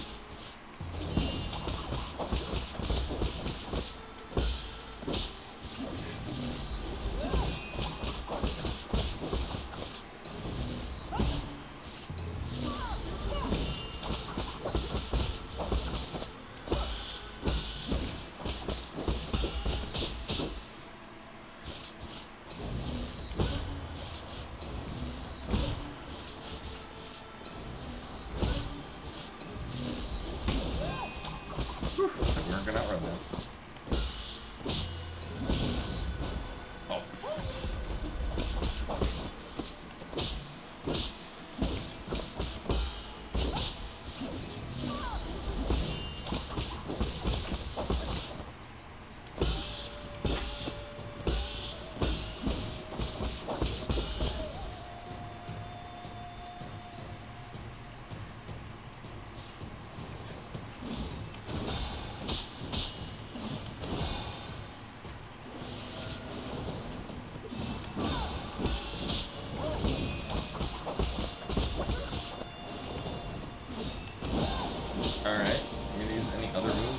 arsenal? Nope, apparently not. At least it's easy to follow the pattern.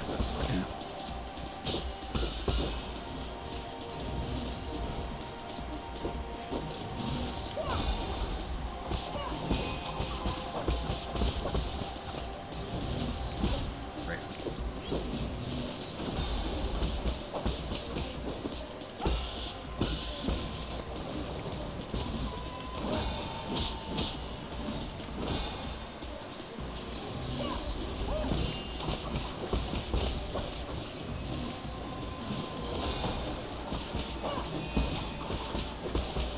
Meanwhile, I'm plotting some thoughts.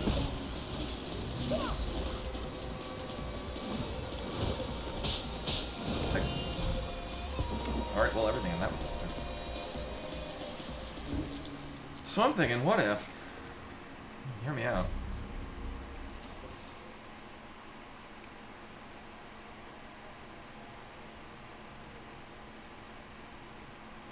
All of these seem fine. I'm like, I don't need this. I want this. And I'm like, what is one of these that I can get rid of? Because we're mostly not healing mid-fight. There's not a lot of options for that.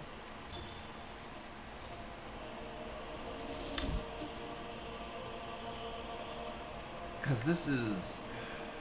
I don't think we're getting a lot out of the Red Tree Sermon. And I really don't need to be... Like, if I'm hovering at that low health, it's not ideal.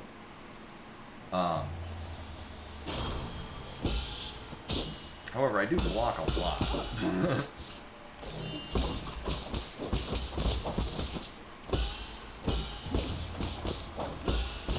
And with the way Phase 3 works...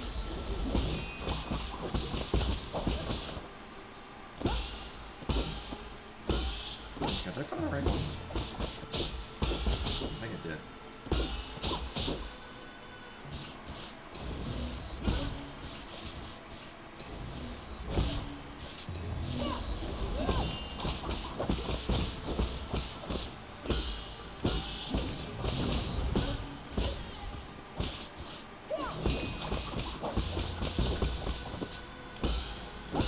Phase 3 has a lot of just blocking and waiting to just hit once or twice.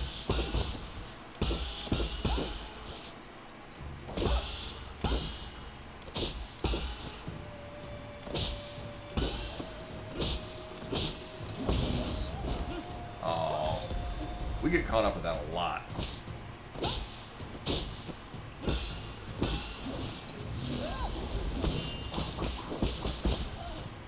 Little cat.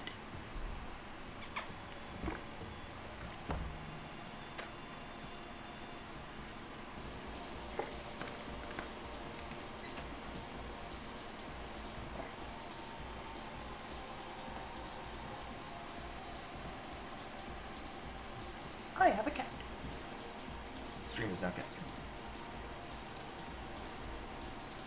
You will love this cat.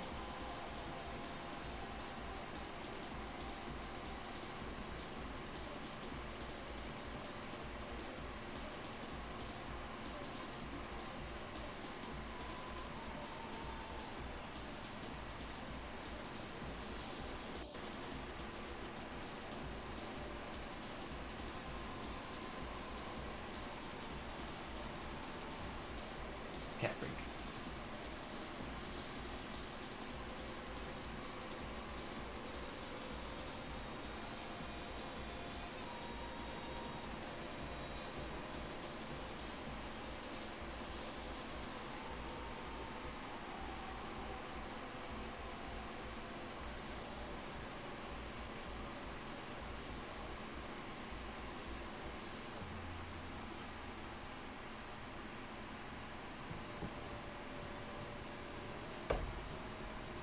Yes.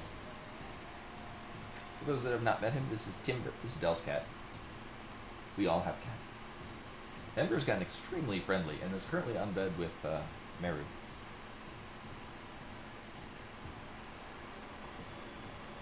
He's just gotten super friendly and super affectionate in the last couple of months.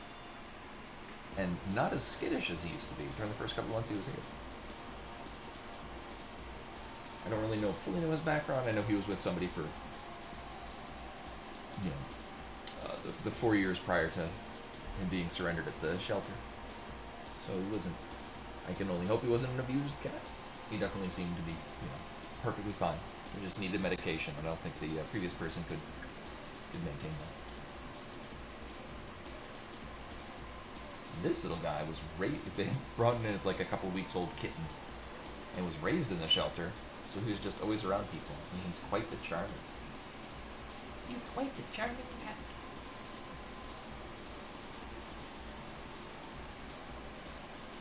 He's a sweetheart.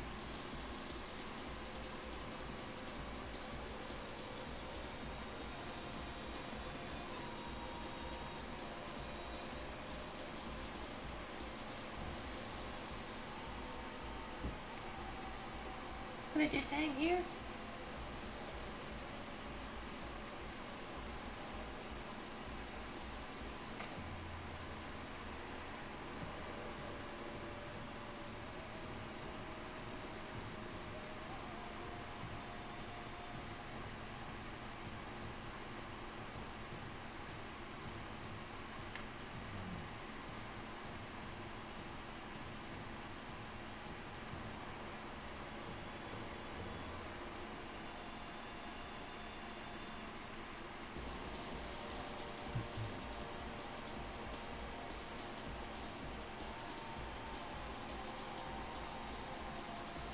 He wants to be on the desk, but no.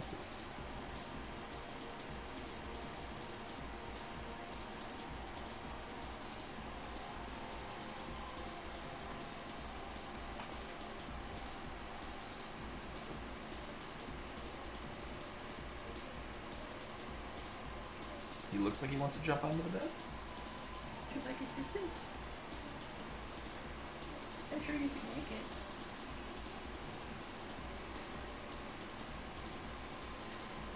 Slowly.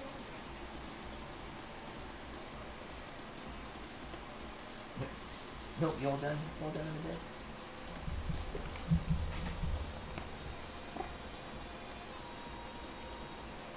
Okay, bye.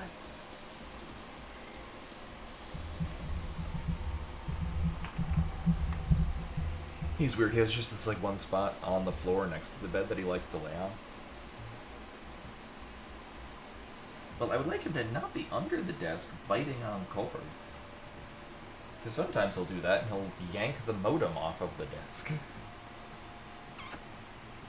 Yeah, none of that. We'll have none of that today.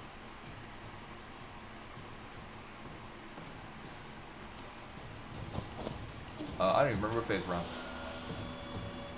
That one, okay. Oh, okay. Hi, you're back.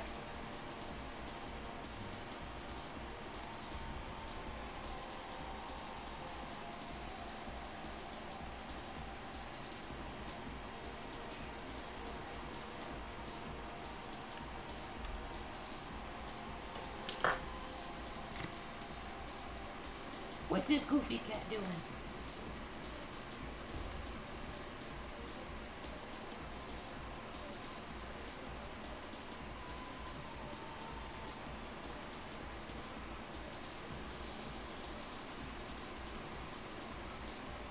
Cat has decided that he needs lots of attention right now.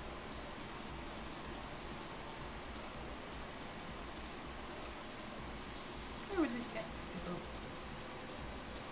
It can't be on the desk or biting on cord. What decides?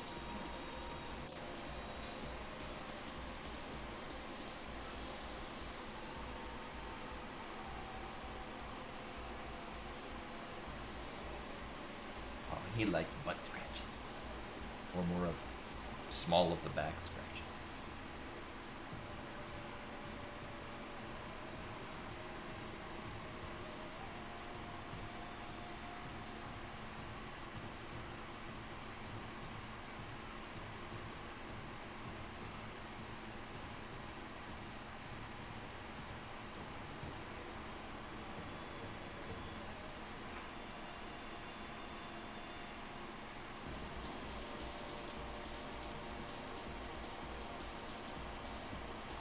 Stream will continue when the cat allows it.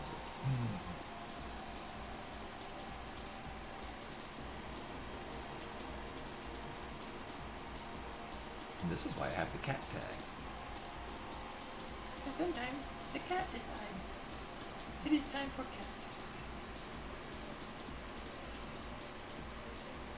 You can just hang here.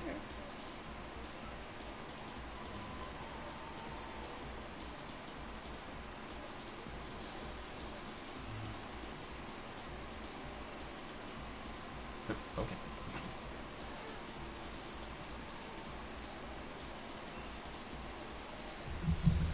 Alright, well, he's off to do his own thing. His own thing that doesn't involve pulling down modem cords. He'll probably be back for attention at some point. Do I have enough time? Nope.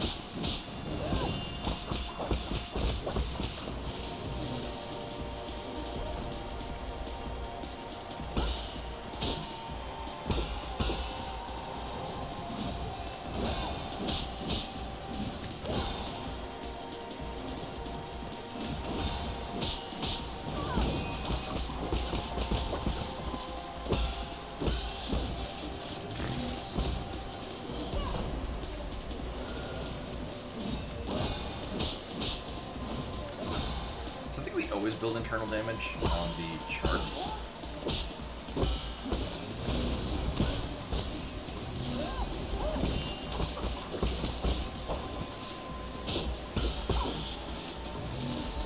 Yeah, the amount that we build just by blocking is kind of minimal. Better than nothing.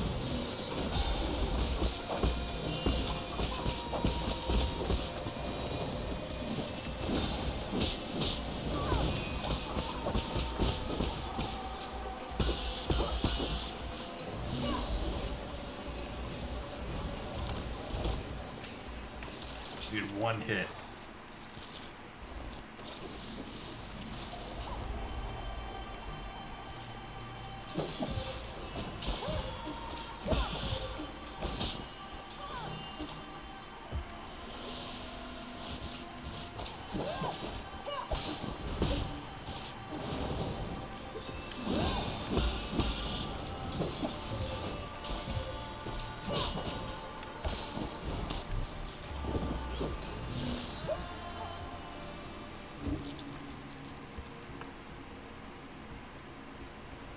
It just wasn't letting me land hits. Or landing blocks.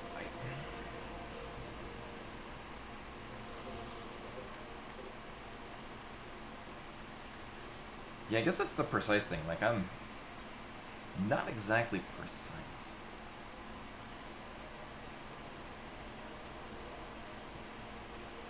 I mean, these are just strictly more defensive. Yeah, I don't know.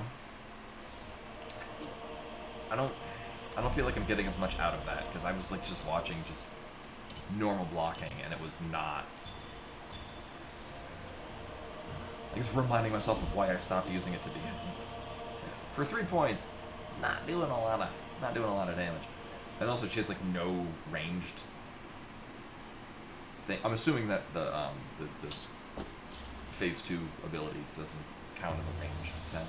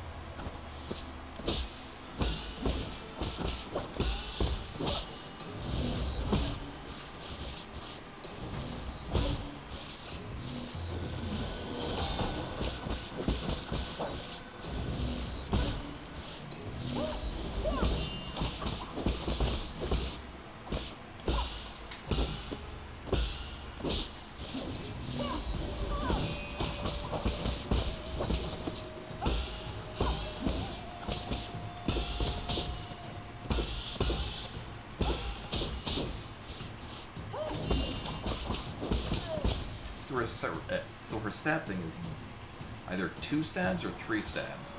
I was prepared for it to be 3. I haven't really noticed any pattern. Oh my god.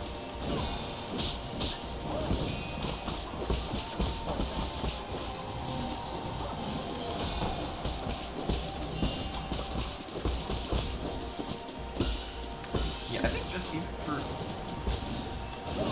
even though we're not within red tearstone ring range most of the time, I still think we're just globally getting more damage out of having that available.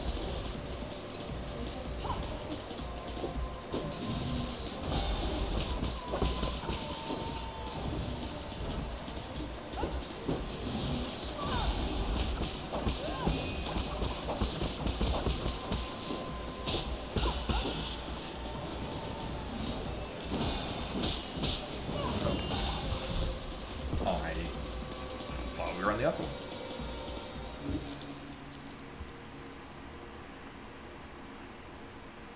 When embers come closer.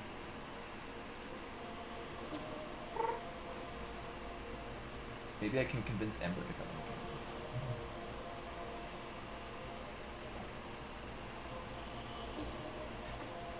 I think so. No, he was like me.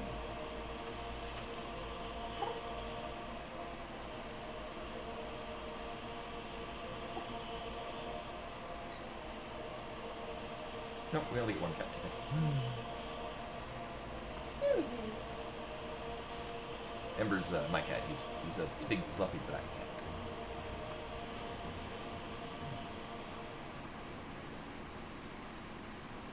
He's sweet. So I have a light blue collar on him. He looks like Choco Cat, the Sanrio character. We were looking at other collars yesterday. I was like, we don't really need to put a bell on him because it's not like he moves around terribly silently. Like he's a pretty quick cat. Most of the problem is he'll just lay on dark things in the middle of the night and you have to worry about stepping on it.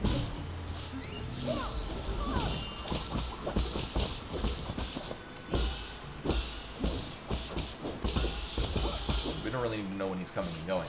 We just need to know when he needs a rest.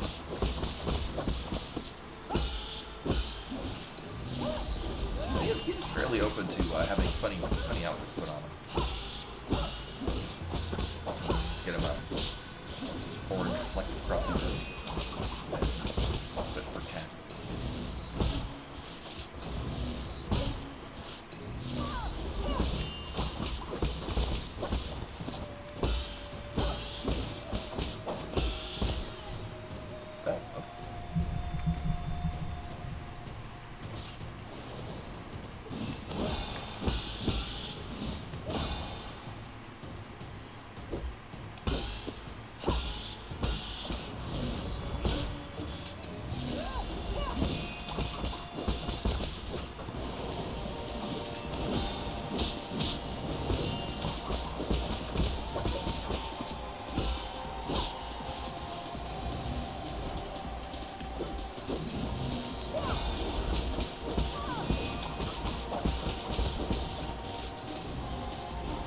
Ooh, and I think next time we're on the forward hit, not the dash, because the charge thing. This thing. Yeah.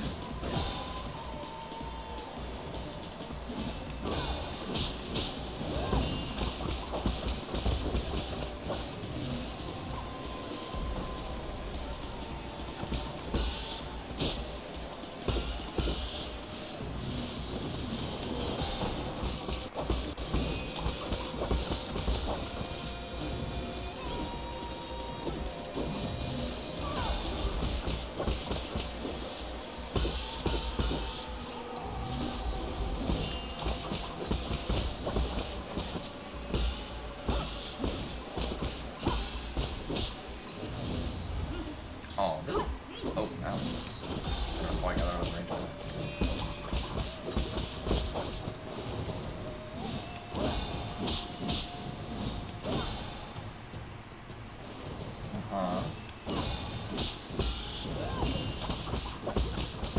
Nice. No hit phase, too. Now to immediately die.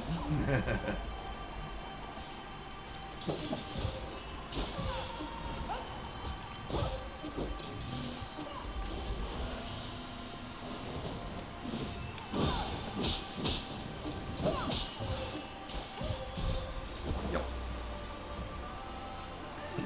Did we deal any damage at all? Like, nope, just immediately. So if I remember correctly, I think what I worked out, to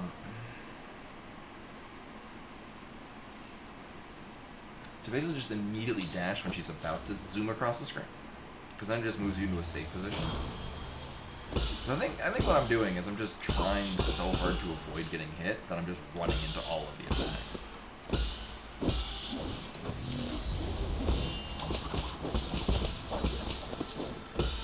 Oh, apparently chat died.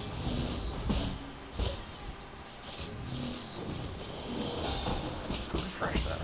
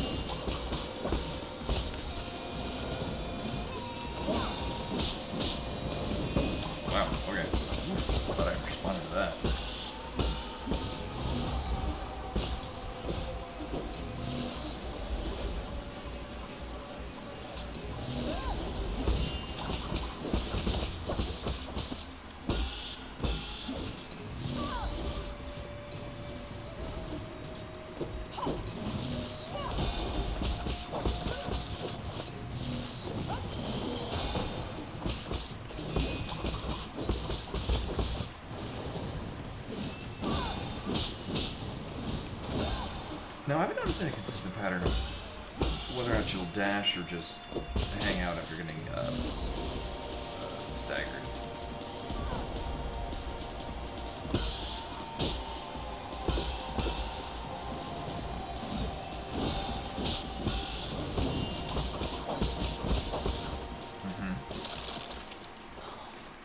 So I think the play is start moving and then immediately dash as soon as the zoom starts going through.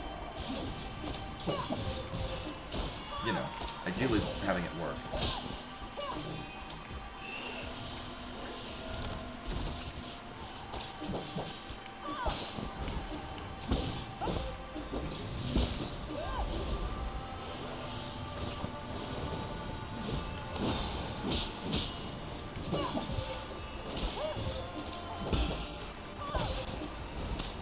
Nope. It feels like...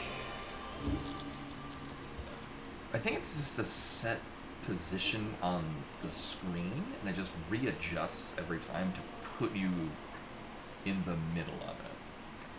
So that if any of them hit you, it just blinds you up to get hit with the rest of them.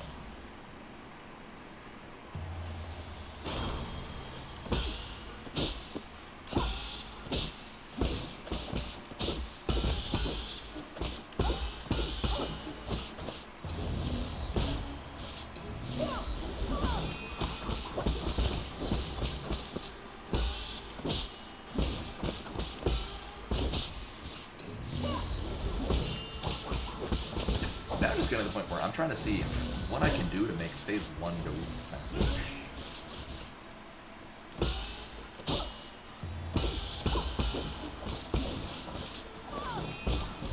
Not that.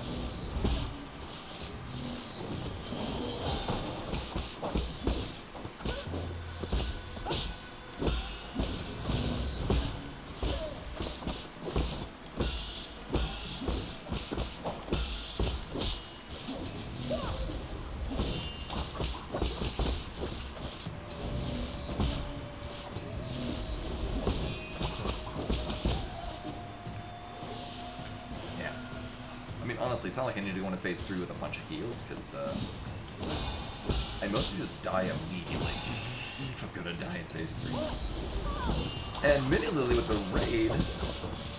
Hello and welcome. This game is hard. I'm not sure if you're familiar with Untitled. It's very good, but also very difficult.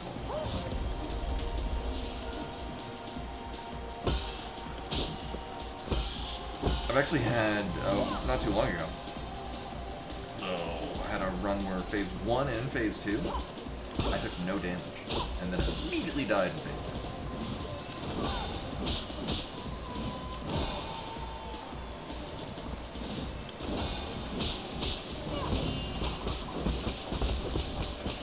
I've actually changed my playstyle on this to just be a very aggressive, high damage build.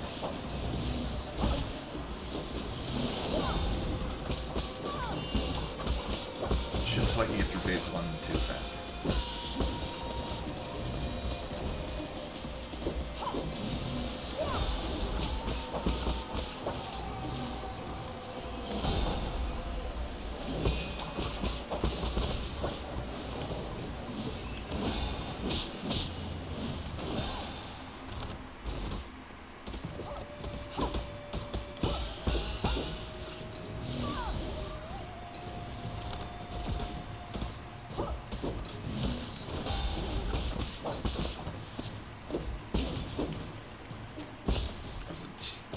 That. So I'm pretty good at getting through phase 1 and 2. And then it stops being good.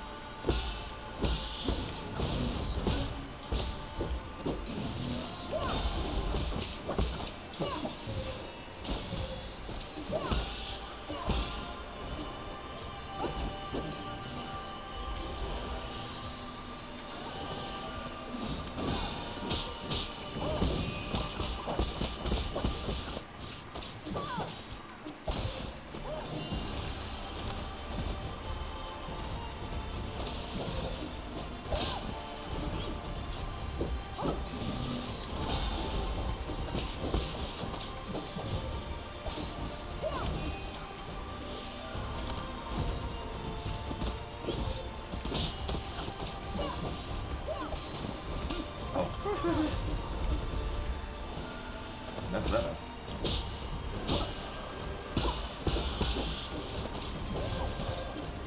Oh.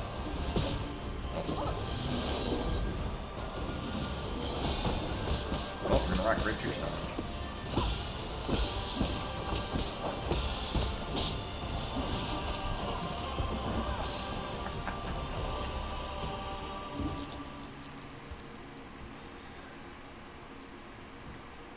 As a part of me thinks, because healing is almost kind of irrelevant in phase 3.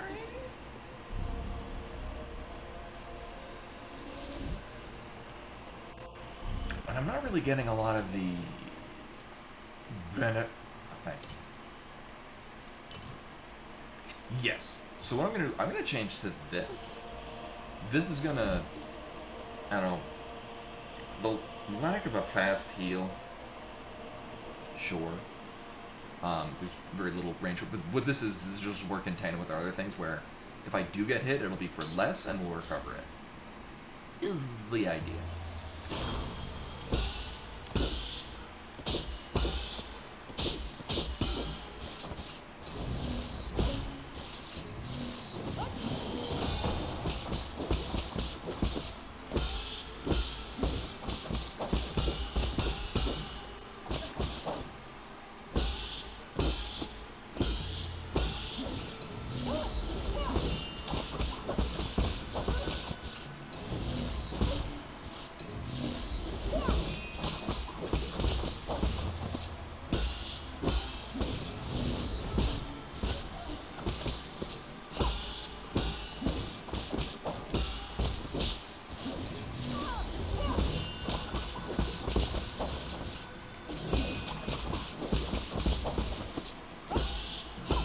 I mean, for the most part, it's the thing with Red Gearstone kind of thing, which is nice, as is the faster heal, but during phase 1 and 2, I've got the part where I'm usually not taking any damage at all.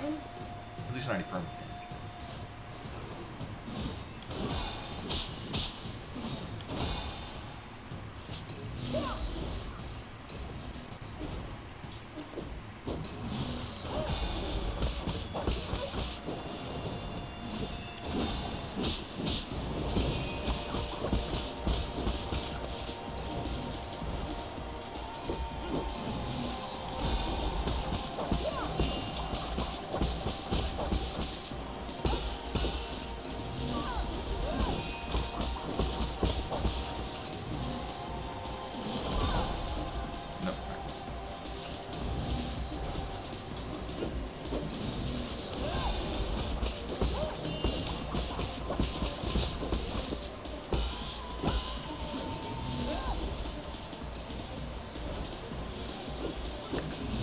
Oh, I think we're on 4 charges if she does the, yeah, this thing. I think we're on 4? Yeah. It's been a while.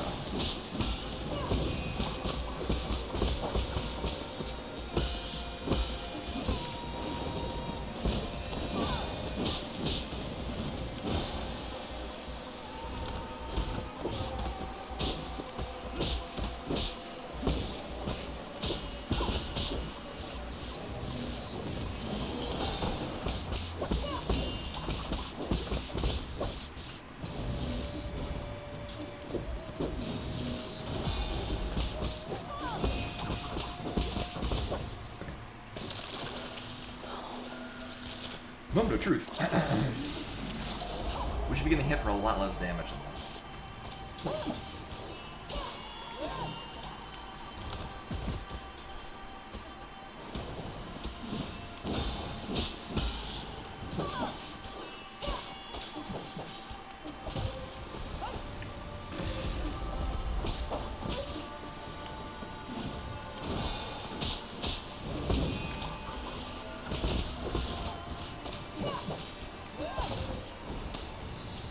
See, that's the problem.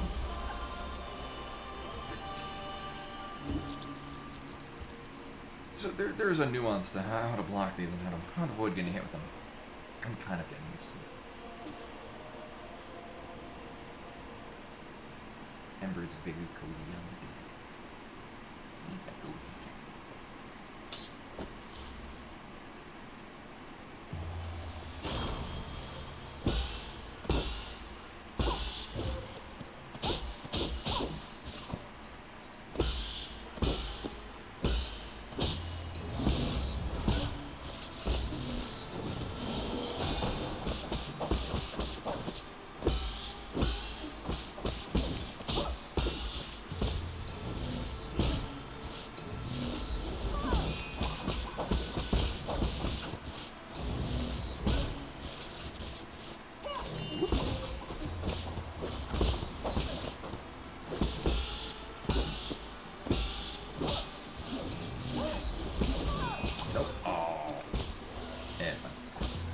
Again, not like we have a lot of time to heal in phase 3. Ideally, I just take less damage.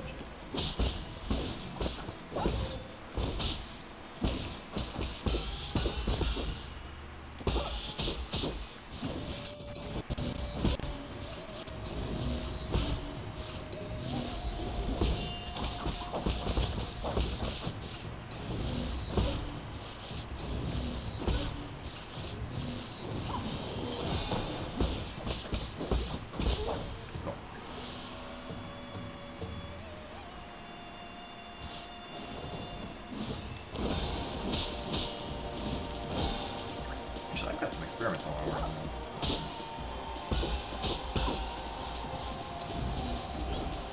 What if I just immediately land a talisman?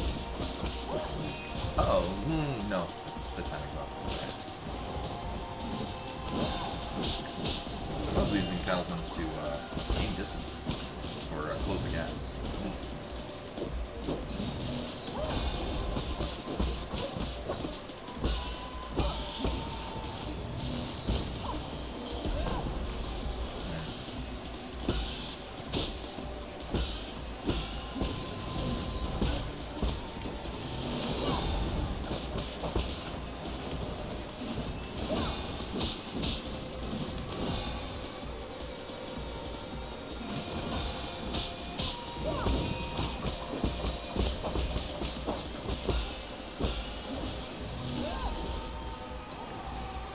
It's inconsistent though, like.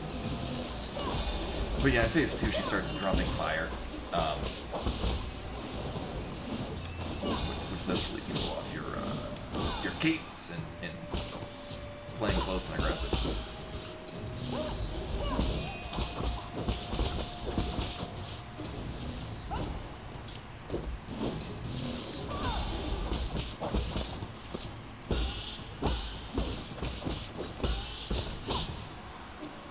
Like, for that series that she was doing, she, like, dashes through you. If I try to keep close for that, sometimes she'll just follow up with fire on the ground. Or she'll just keep chaining together that same thing. You can drop a lot of talismans in here.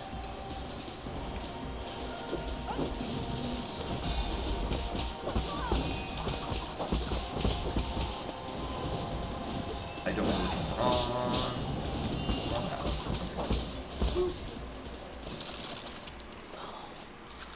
We were consistently getting a phase 3 though.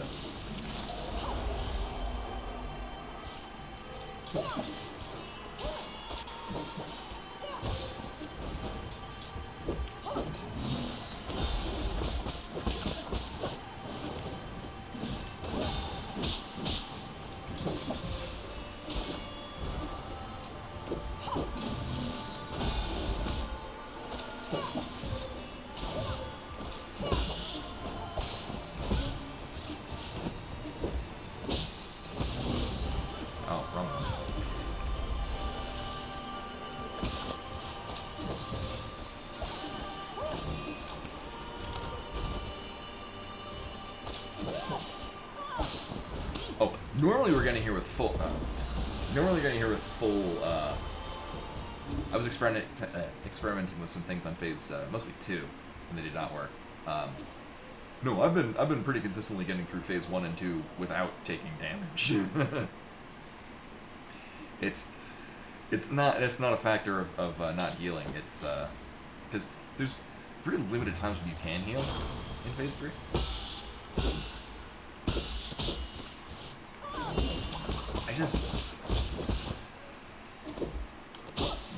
There's a degree of consistency in the phase 3 attacks, but also like not. I'm not sure if like the timing window I've got a little off, or if I'm just reading things incorrectly.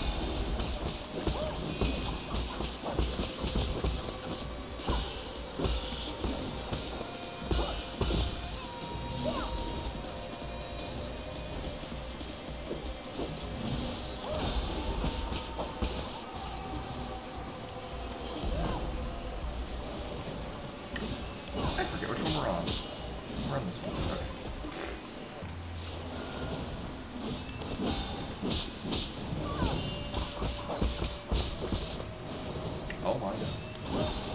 Well, no, I definitely remember this one. Oh my god.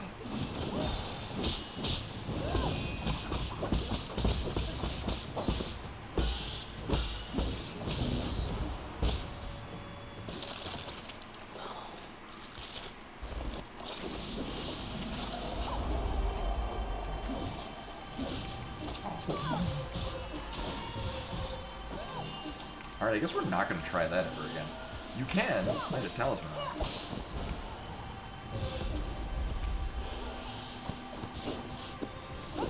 Yeah, so she made sure that she did the same thing over and over again.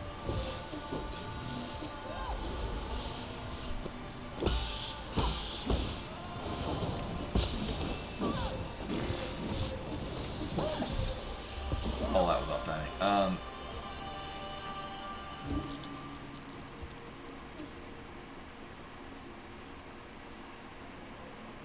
But anyway, everyone coming from Mini Lily stream, welcome. This is week.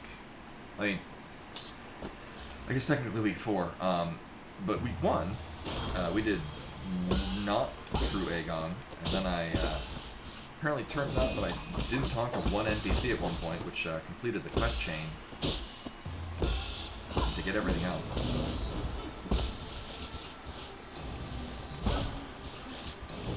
This is week 3 of doing the full final.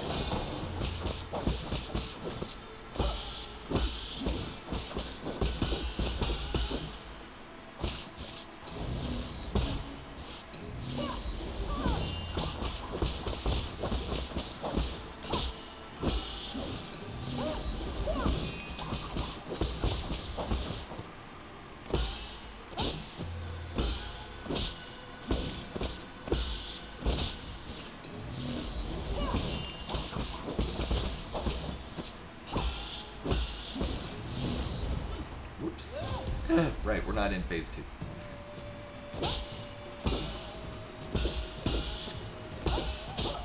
They all just kind of blend together at this point.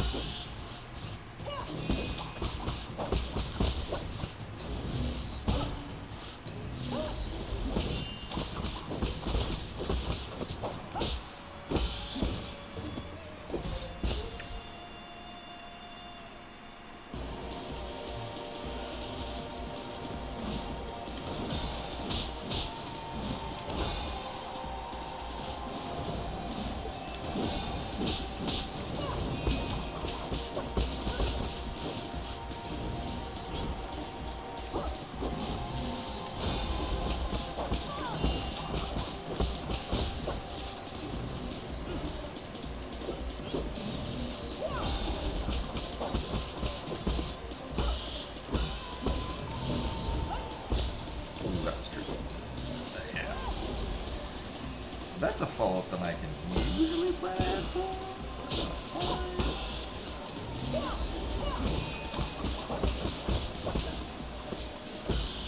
Oh, I mean, again, this is, you know, the type of game that I like. This is one where I would enjoy. I'm going to stream. I would enjoy playing this again just because a lot of the challenge comes from learning the fights.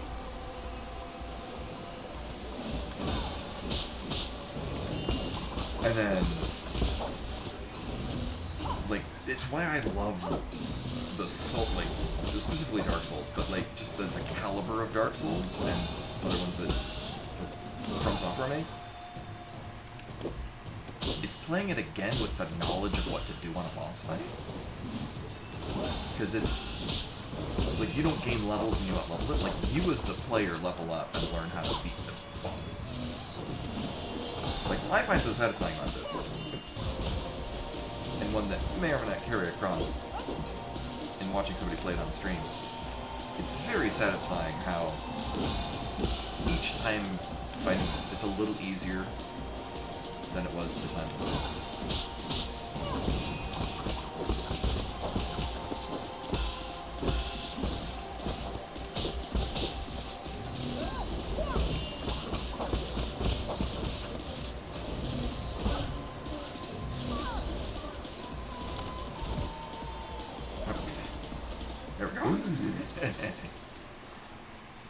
And not everyone is into Dark Souls. I fucking love Dark Souls. First one's great.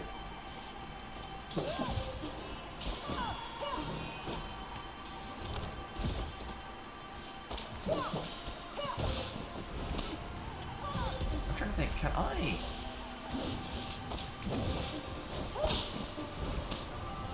No, I was gonna like... I wonder if we can land a talisman on her in the middle of doing that, and if it would interrupt it.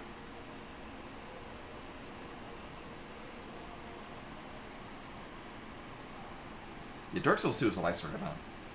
Dark Souls 2 drove me insane, because it was my first time playing a game of that genre, so like just... the beginning of the game just destroyed me. Until I figured out what the nuances of the combat was. And how to play a Souls game.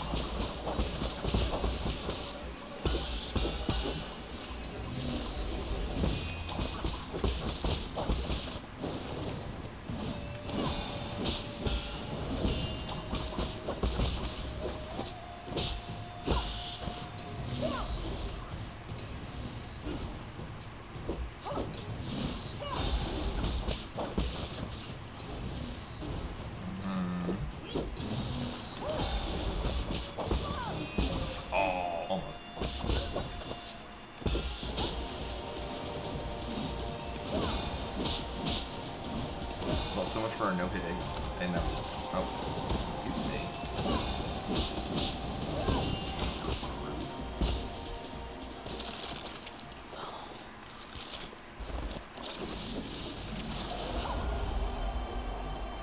I mean, that's fun. It's sort of a Souls tradition.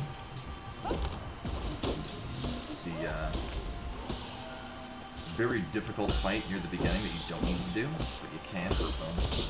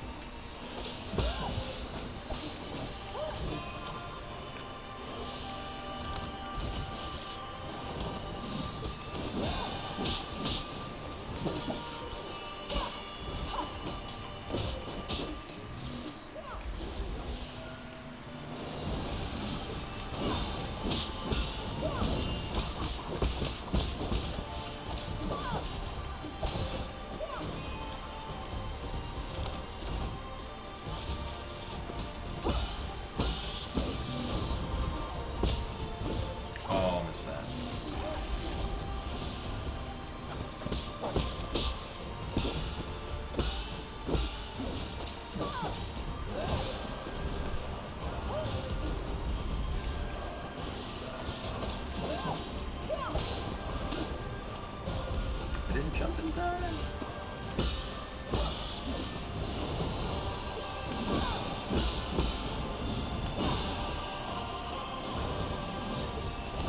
Well, here's where we end.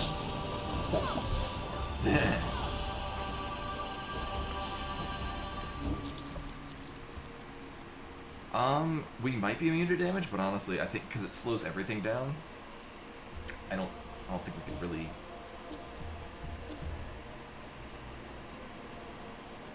Even if that was the case, that's kind of a bit of a specific timing to probably not be worth it.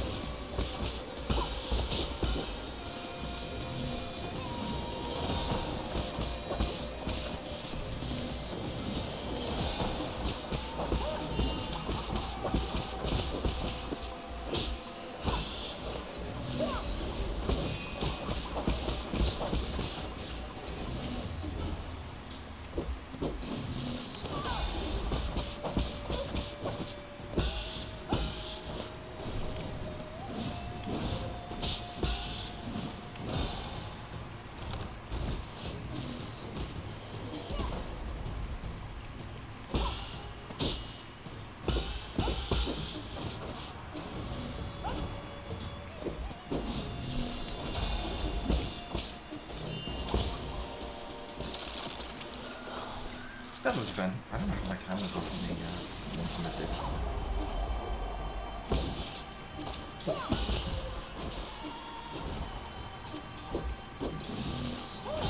That was gross and messy.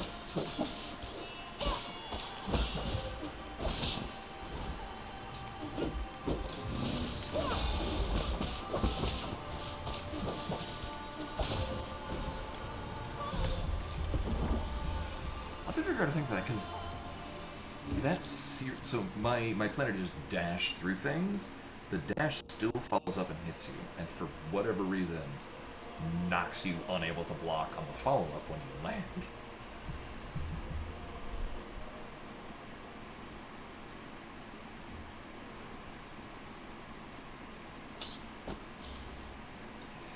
Yeah, I mean, and it might just be I'm going about it, like I'm still kind of experimenting with how to go through it. And I've really enjoyed how, for the most part, I've sort of worked out all of my processes in doing this. I think the only thing anyone's actually told me is Because I hadn't noticed it. That's the talisman. But there's a completely different thing to whether or not she's building the talisman or doing the orb thing for the crash. I had not noticed that those are two distinct things until somebody pointed it out. But other than that, everything else just kind of worked out itself. Very enjoyable, very satisfying.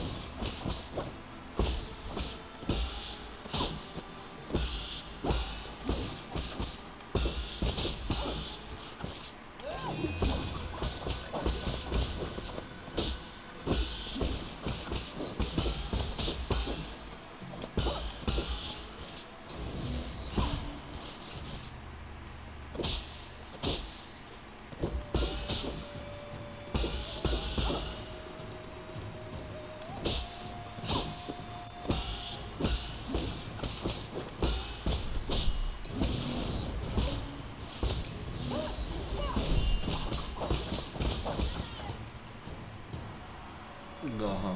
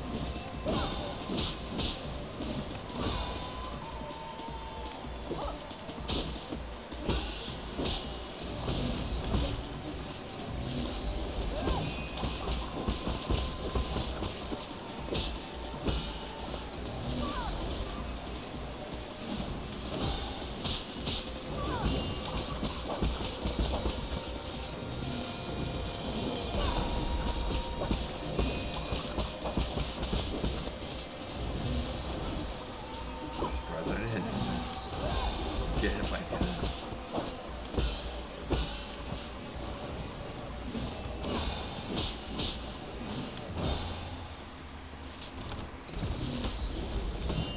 Oh, oof.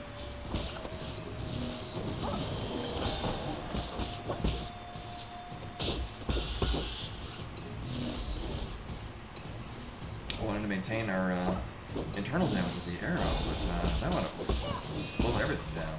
God damn.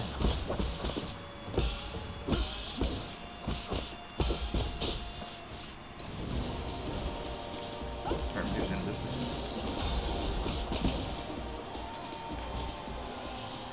So I'm gonna not try planting a talisman on her, because this doesn't really work well like her.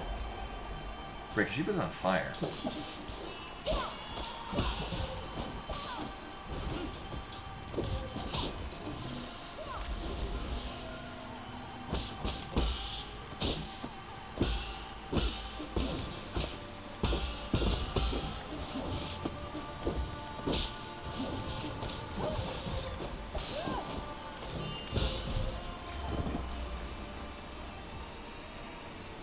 It mostly goes completely fine until she does that, and then it's roll of the dice if anything's going to happen.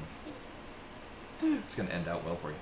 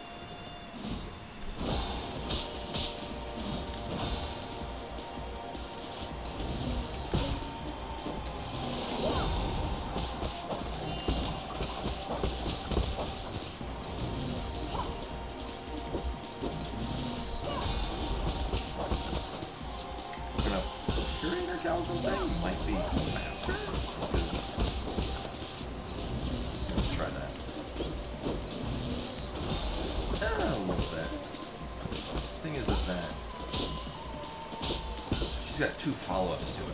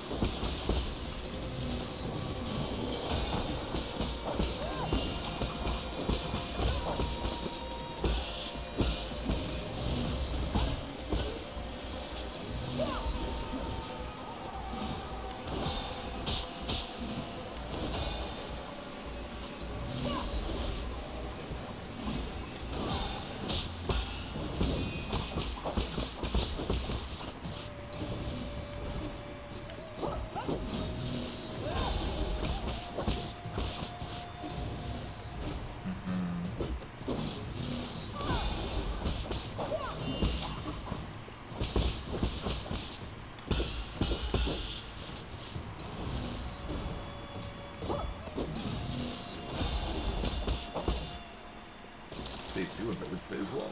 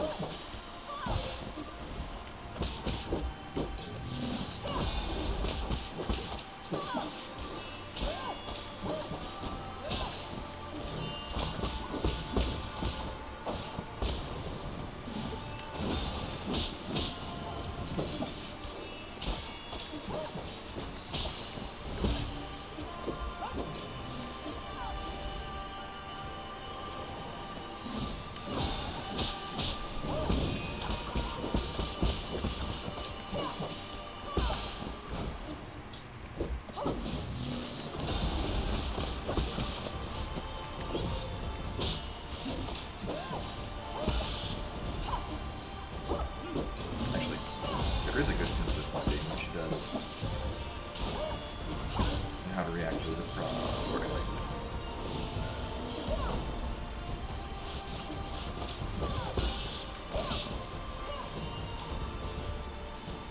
Fell off tempo a little bit there. Oh shit.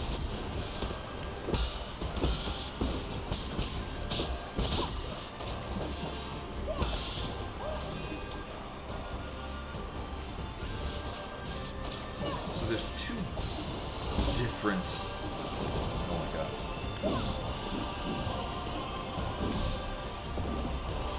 I started talking, that's the problem. So there's 2 different iterations of her dash thing. Either it's red and it's up at the top and you can stay on the bottom and you're fine. Or it's a follow-up white one. And it looks like jumping and then parrying that gets you in a good position to get out of the way of the other one. And if you don't want it parrying her talisman follow-up, it leaves her open to do basically the same talisman combo from Phase 2 that's really easy to counter. And then leaves her open for damage. Because it seems really consistent that you get one of 2 different Phase 3 starters.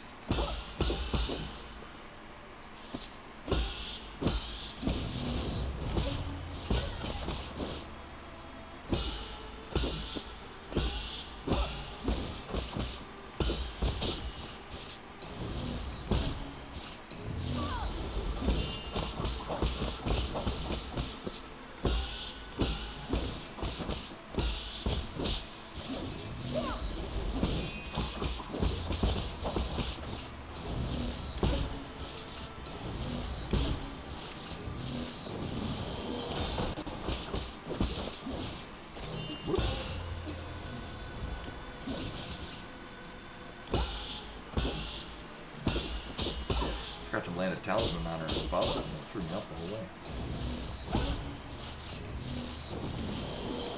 This thing here.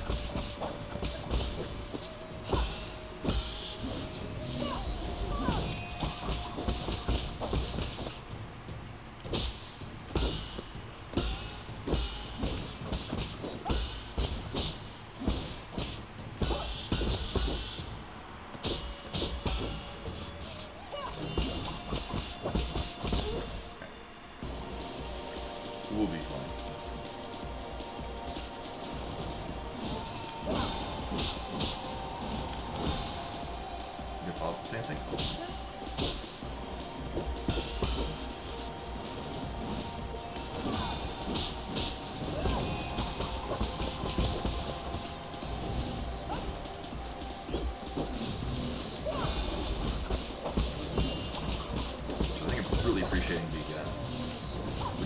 complete it without your eternal damage.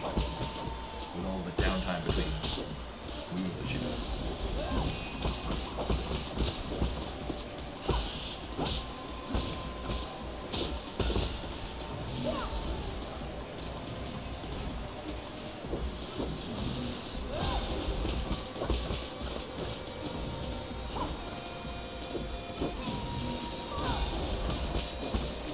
Hard charge, I think we're on 4 attack. I'm gonna find out. Okay, good.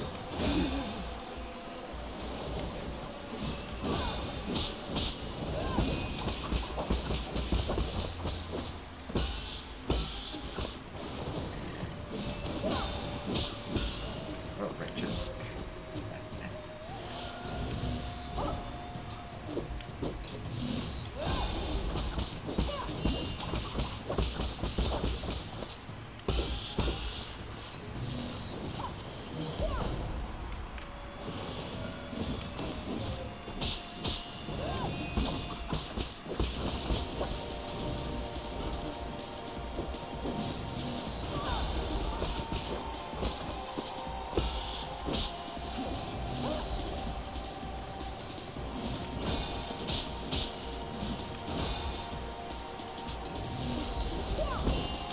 Oh, yeah. Yeah. You know, we'll just yield it all. Why not? So I guess it's dash to the first one and then see how you're following out. Okay.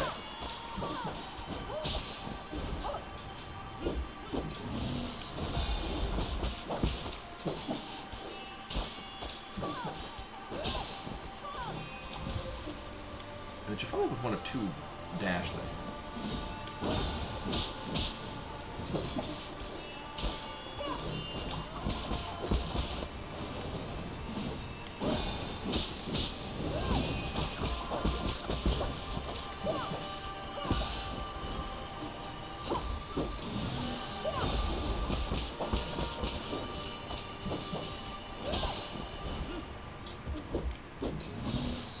I think that's the cadence of block.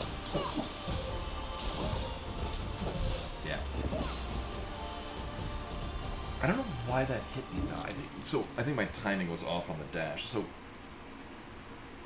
at least with what it looks like, our challenge is landing the timing on the dash when she starts her flying around thing. If we can land that, we pretty much have control of the entire set of moves and its follow-up. And we'll likely leave her open to get hit for a good amount afterwards. What?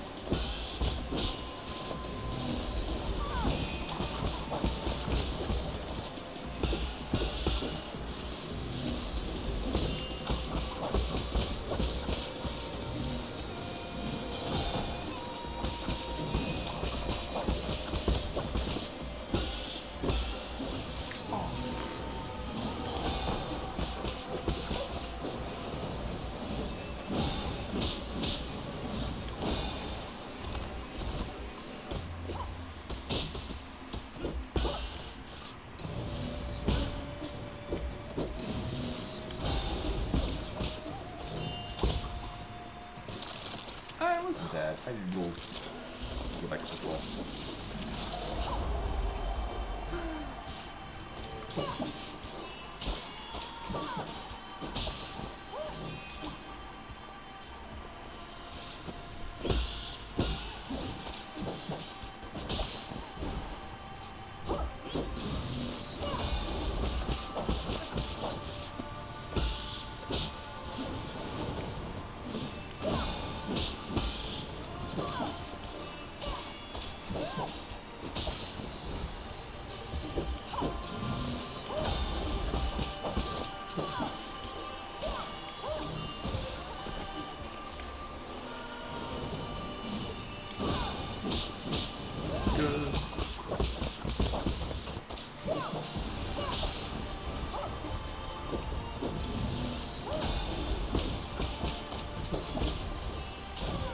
Oh, I didn't want to jump for that. Ooh.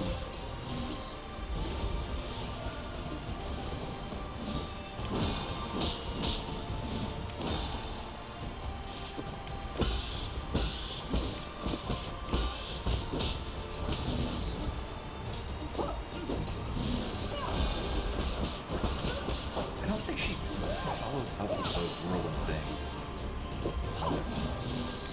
The stunts and this.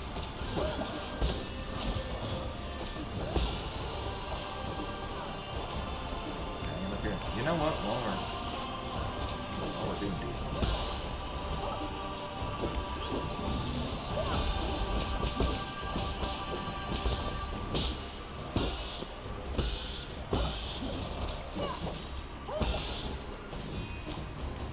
I might be able to follow up all of our parries with, or all our stunts with,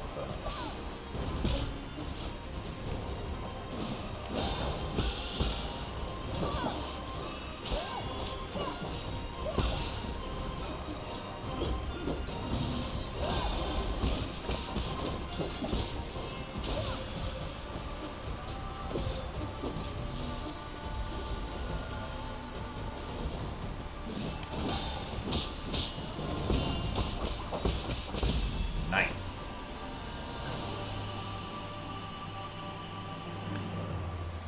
Do we get a phase 4? I might have forgotten what anyone's voice is. Oh shit.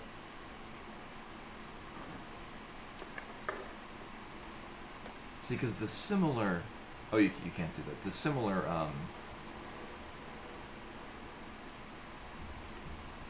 body type music.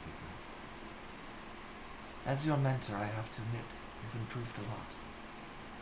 You move... I honestly don't remember how anyone's voice is. I did one. You moved with grace and showed no trace of fear. Are you not scared, Yi, knowing that everything might turn to dust? I am scared. But I've also learned to accept failure. That's wabi-sabi. Well, not really failure, but imperfection. You didn't learn that from me. It's almost time.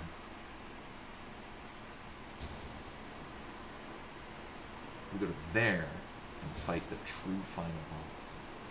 That's the sun. You should not stand. Oh god. You mean to tell me that was at one point a hairpin? Thank you for joining me as we bring an end to this era. It seems not even you can stop the inexorable wheel of history. I almost said Wheel of Time. That's a book series. No, stop. Solarians will last forever and ever. Shining bacon, beamers. Kind of. Yeah, actually, yeah. I think it's the forehead gem. I think that's what's doing. Oh, yeah. That. Oh. Ooh. Is the final boss? Not Legion. It's called Legion in one of the Castlevanias, so that's all I remember now.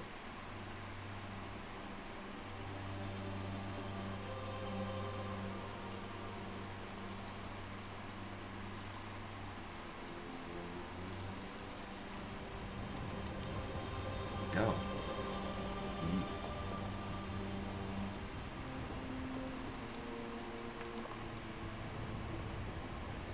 Oh, so long ago we fought all these. Yeah. And watch the cutscene every time. No, kind of once I figured out sort of the nuances of the Phase 3 stuff, it was, I wouldn't say easy. Especially just how to get around that made a big difference. Which I think cutscenes are skippable once you do, but yeah, no, I'm just imagining how they can make it terrible. Just make it unskippable. Yeah, nope, that party gonna keep going. They high af. So this looks like a final boss. Oh god, more things to read. Where are you guys at? About 200,000 li away from New Kingdom. Is everything okay there? Good. Then you should be out of range. What do you mean? What are you doing? Aegon infected the primordial roots before she died. Now I have to destroy it. Oh. Are we gonna destroy it? What? You're gonna detonate the white dramatic. Oh, right. With that, we'll destroy the entire island, I know. I thought we were in space. But this is the only way we can put an end to this disaster. Perhaps this will finally allow allow everything to return to nature. But what about you? I'm sorry, but you have to take care of everything else. I've been a terrible friend, always making messes for you to clean up. Yeah, it's not true, brother. Don't worry about it. Is Shun-Shun nearby? I want to speak to him. Yeah.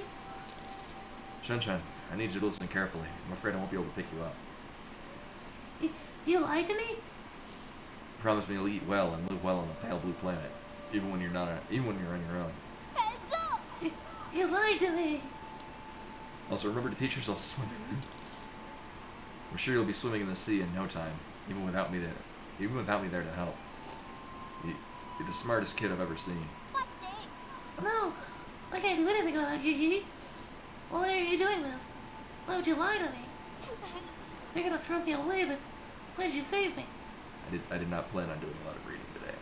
I'm trying to be quiet. I thought we'd be fighting this for at least another couple of weeks. You were the one who saved me. You helped me understand so much that I didn't before. I feel very fortunate to have spent all this time with you. Thank you, Shun-Shun. In the end, you were the one who woke me up. You were even able to bring me some hope for this world. Oh, don't say that. I don't want you to go. You can't go. Ah. Don't cry. Someone once told me this. Life and death are one. When the end comes, we'll just return to heaven and earth. It's very Buddhist. Why am I being left behind again? That's not fair. Why am I supposed to do this when I miss you? Don't worry. Whether you're under the sun's warm isn't that the sun? Didn't they steal the sun? Or floating upon that boundless ocean. I'll be there as part of you for all eternity. Yeah. I mean, he is good at drawing. Okay, I better get going. Take care. Yeah, you don't. I mean, it wouldn't be a Metroidvania without us exploding. I mean, there's probably still a ship or something. Oh, fully animated cutscene. Oh, yeah, we're fighting that, aren't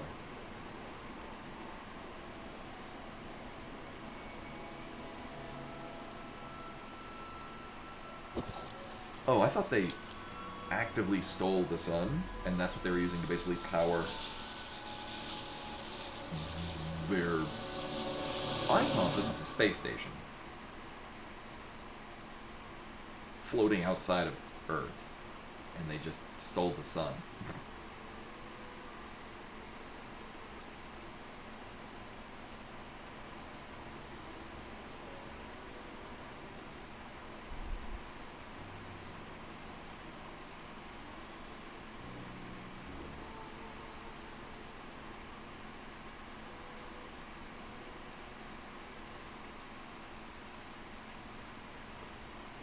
I'm also still not convinced we're not fighting her.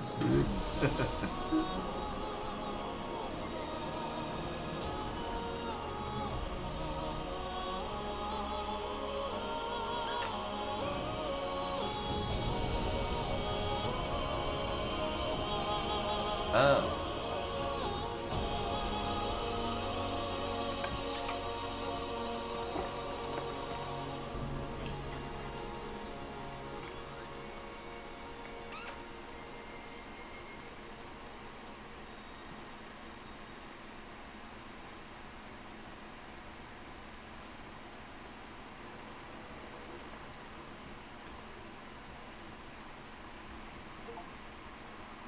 Witness the end of Newfoundland.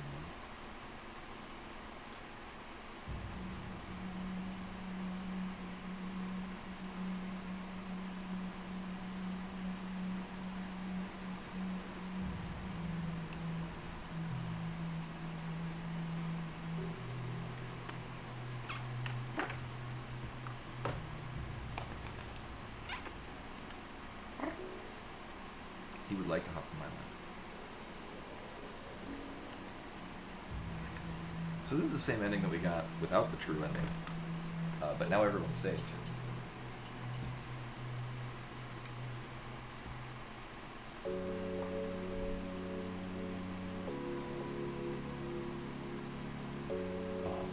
Oh, this happy cat. Cat is very easy. And we have two cats. Ember's over on the bed.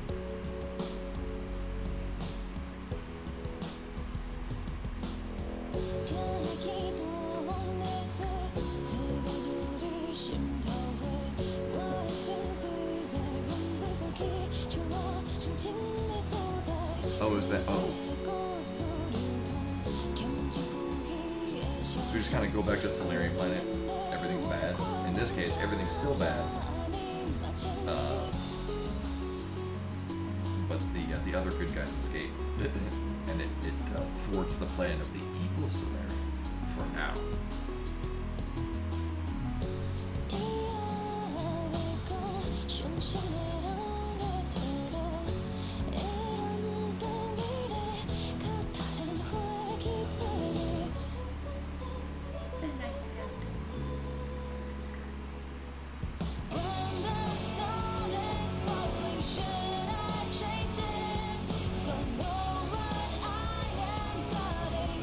I'm assuming that's the true ending. I think the only other achievements I've missed are like context-specific things that I just didn't do. Or did I?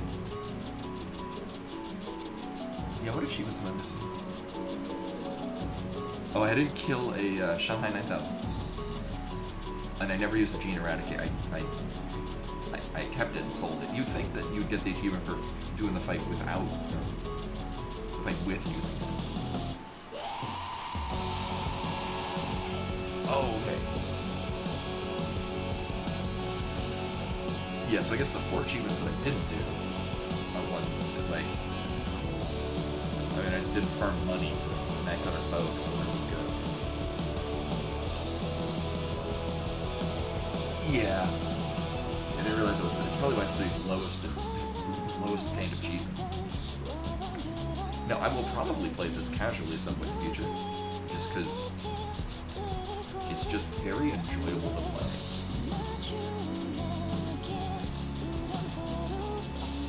And I do like to get 100% achievements on games.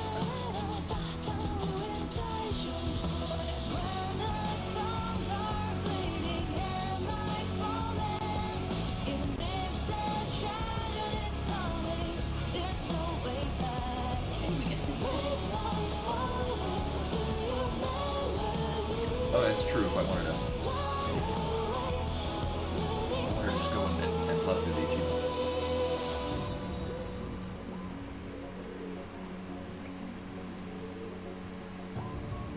Land a talisman and it just exploded.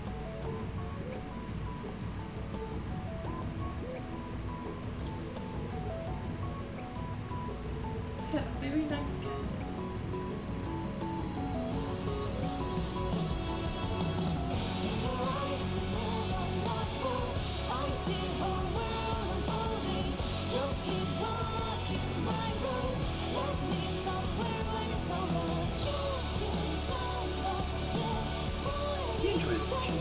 not as much as Ember. Ember is super into Jinzo.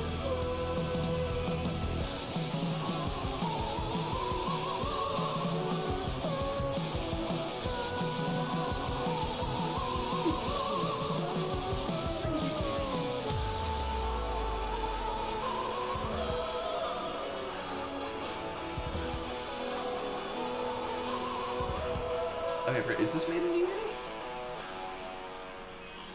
I mean, it's a popular game engine for a reason. It just doesn't run great in on the Switch.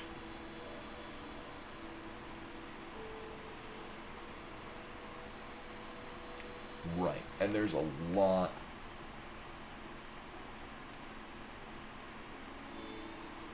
I thought there was a way to speed through this. There's a lot of crowdfunding. Nerf the Bongo Cat? Bongo Cat, Bongo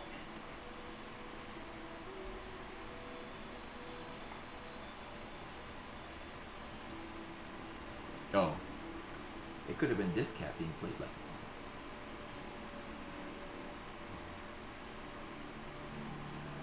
Oh, there's an Exodia.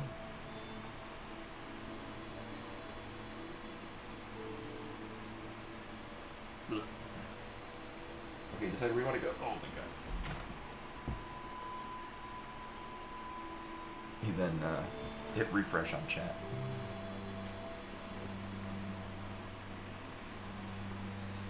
So sadly, I'm kind of right in the sweet spot where there's not really enough time to warrant doing more Final Fantasy V. I forget where are we? Oh yeah, we're just about to go through a lot of cutscenes too, and I don't really want to be loud for them. So I'm actually going to be not at work for the weekend, but that's because, we're actually kind of ahead, experience-wise, in Final Fantasy V. Well, and also just because, one, it'd be, things that aren't particularly interesting to watch if I wanted to just grind stuff, and people that are interested in watching that probably. But we're interested in Nine Souls. So, well, obviously, we're going to be working on Final Fantasy V, basically both Monday and Wednesday. I am thinking. Oh my god. Camera. I'm thinking we'll be moving on to Final Fantasy 15. Once we're all done with Final Fantasy V. I have it on the computer. I didn't do 14 on stream. I've played 14 enough to be...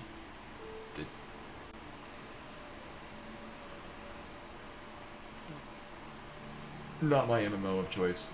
But I can certainly see why it's very popular. I think apart from my social experience with Final Fantasy 14, it's also why we didn't do. I've never played 11 in any context. That's why we skipped that. But no, I think so. A thing that I like in World of Warcraft is because of the add-ons, I can have a damage meter. Oh. So basically, I can gauge how well I'm doing, so I can very easily critique myself and improve my skills. They actually would I think ban you, or you was actively not allowed in Final Fantasy 14. So oftentimes I didn't know if I was doing well. And that's important to me. Kid, you got some big hands.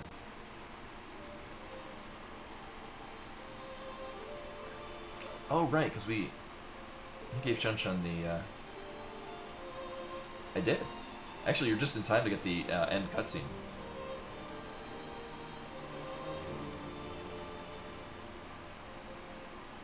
Oh, yeah. Right, because Earth was basically inhospitable because the sun was being captured.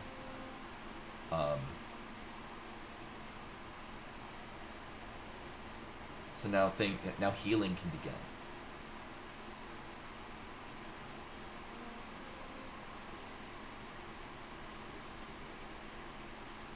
Oh, and because Shanshan has been introduced and become familiar with technology. Yeah, things can return to nature. Oh, oh, that's very nice that this changes to that.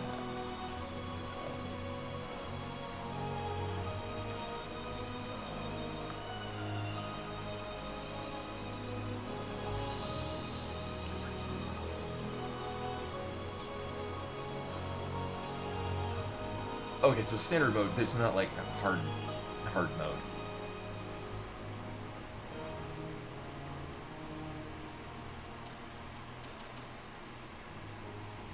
Oh, hold the button to speed up dialogue. Well, that's great for follow-ups. Oops.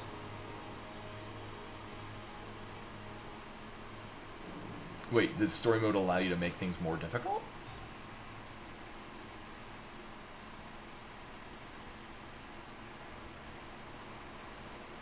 Oh, that'd be neat. But anyway, well, yeah, so, well, this game is fantastic.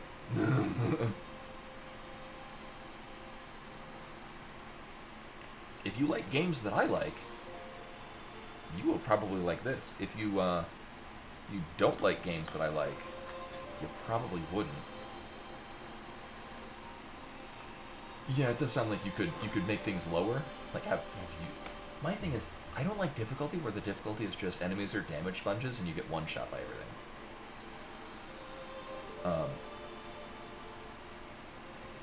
I vividly remember when Halo 2 came out, and my roommate at the time, who was a big Halo fan, I remember playing it on Legendary with him, and just going up and like headshotting enemies several times before they would die. Like, they would recoil as you would shoot them in the head, and then like the difficulty was just everything hit you harder, and you just had to unload full clips to kill things. And that was we stopped playing it on Legendary because like this is just tedious. It was just our experience with that. Yeah, you know, I actually fun story. I went back to play the Borderlands games. I was playing Borderlands 1, Borderlands 2, and I was enjoying it as sort of a gap filler in things that I was doing until World of Warcraft Classic came out. I have not touched it since. Not out of lack of interest, but just playing World of Warcraft Classic, as I have been quite a bit for the last while. Oh, I was like, so this is the deck box that came with the Abzan armor precon, and I never used it. So I was like, why don't we got an Abzan thing? This is, I mentioned,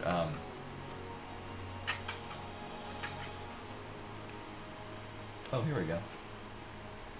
I actually had been, before starting, so this is Forge. I've been enjoying this, but the deck that I was talking about, so I got the Abzan Armor Precon, and I instead decided to use the backside commander, which is this thing. I won't bore everyone with it. I don't have the, so I have this in paper. It's over there somewhere. But I quartered it in here. It's a lot of fun. So the commander, on your end step you put counters on things based on how much life you gain, but also you return things from your graveyard, creatures, based on how much life you've lost. So a lot of it is just, you know, deliberately losing life, gaining life. Meanwhile, there's a lot of just you win the game. So Approach of the Second Sun, where if you play it twice in a game, you win the game. And when you play it once, it just it goes 7 cards from the top of your library. And then Liliana's Contract, there's a bunch of demons. If you have 4 demons of different names, you win the game. Mortal Kombat, if you got 10 creatures in your graveyard, you win the game. I've won with this because there's a total of 6 basic lands, so 2 of each, and then so you just know that you've gotten every basic land out of the deck, and then Hermit Druid, 1 or green, tap it. You basically just mill your entire library if you know you've got all your basic lands. So you have Mortal Kombat in play. Mill your entire graveyard. You give it protection in some way. Options for that. Oh, it's 20 creatures in graveyards. In your graveyard. The thing is with this, there's a lot of things to basically just self-mill your entire deck. And because it's Abzan, where is it? This is what I've done in paper. Eerie Ultimatum. Mill most of your deck. Play Eerie Ultimatum, which is just put every permanent in your graveyard into play as long as it doesn't have, as long as it has a different name. Which commander is your whole graveyard, the permanents. This just goes right into play.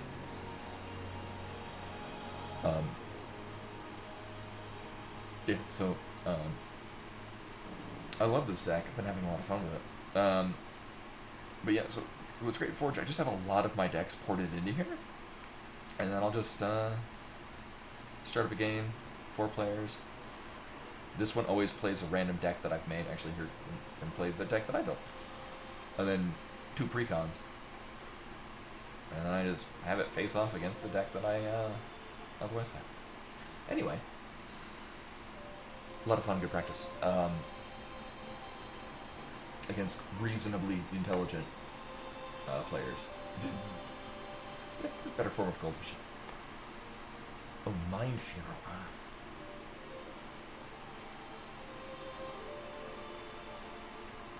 Actually, have I ported it in here? One of my other oops, yeah, deck manager. This is another, I have this in paper. This is a ton of fun. This is my Glarb Calamity's Augur deck. I have this in paper. This is so much fun to play with. See, here's what I do with this channel. I have a lot of things that are just... so I built this largely based off of... Well, I can't even put it on the track. So I have this card that I cracked out of a pack in 2002. Exchange your graveyard and library, then shuffle your library. You can do a lot of dumb things with this. So a lot of this is, and like Harness Infinity, exchange your hand and graveyard, and then exile it. So there's a lot of cards in here that just exchanges things between hand, graveyard, and library, and then does stupid shit with it. Enter the Infinite, draw every card in your library, and then put 1, and that's now your library. So to draw everything, and then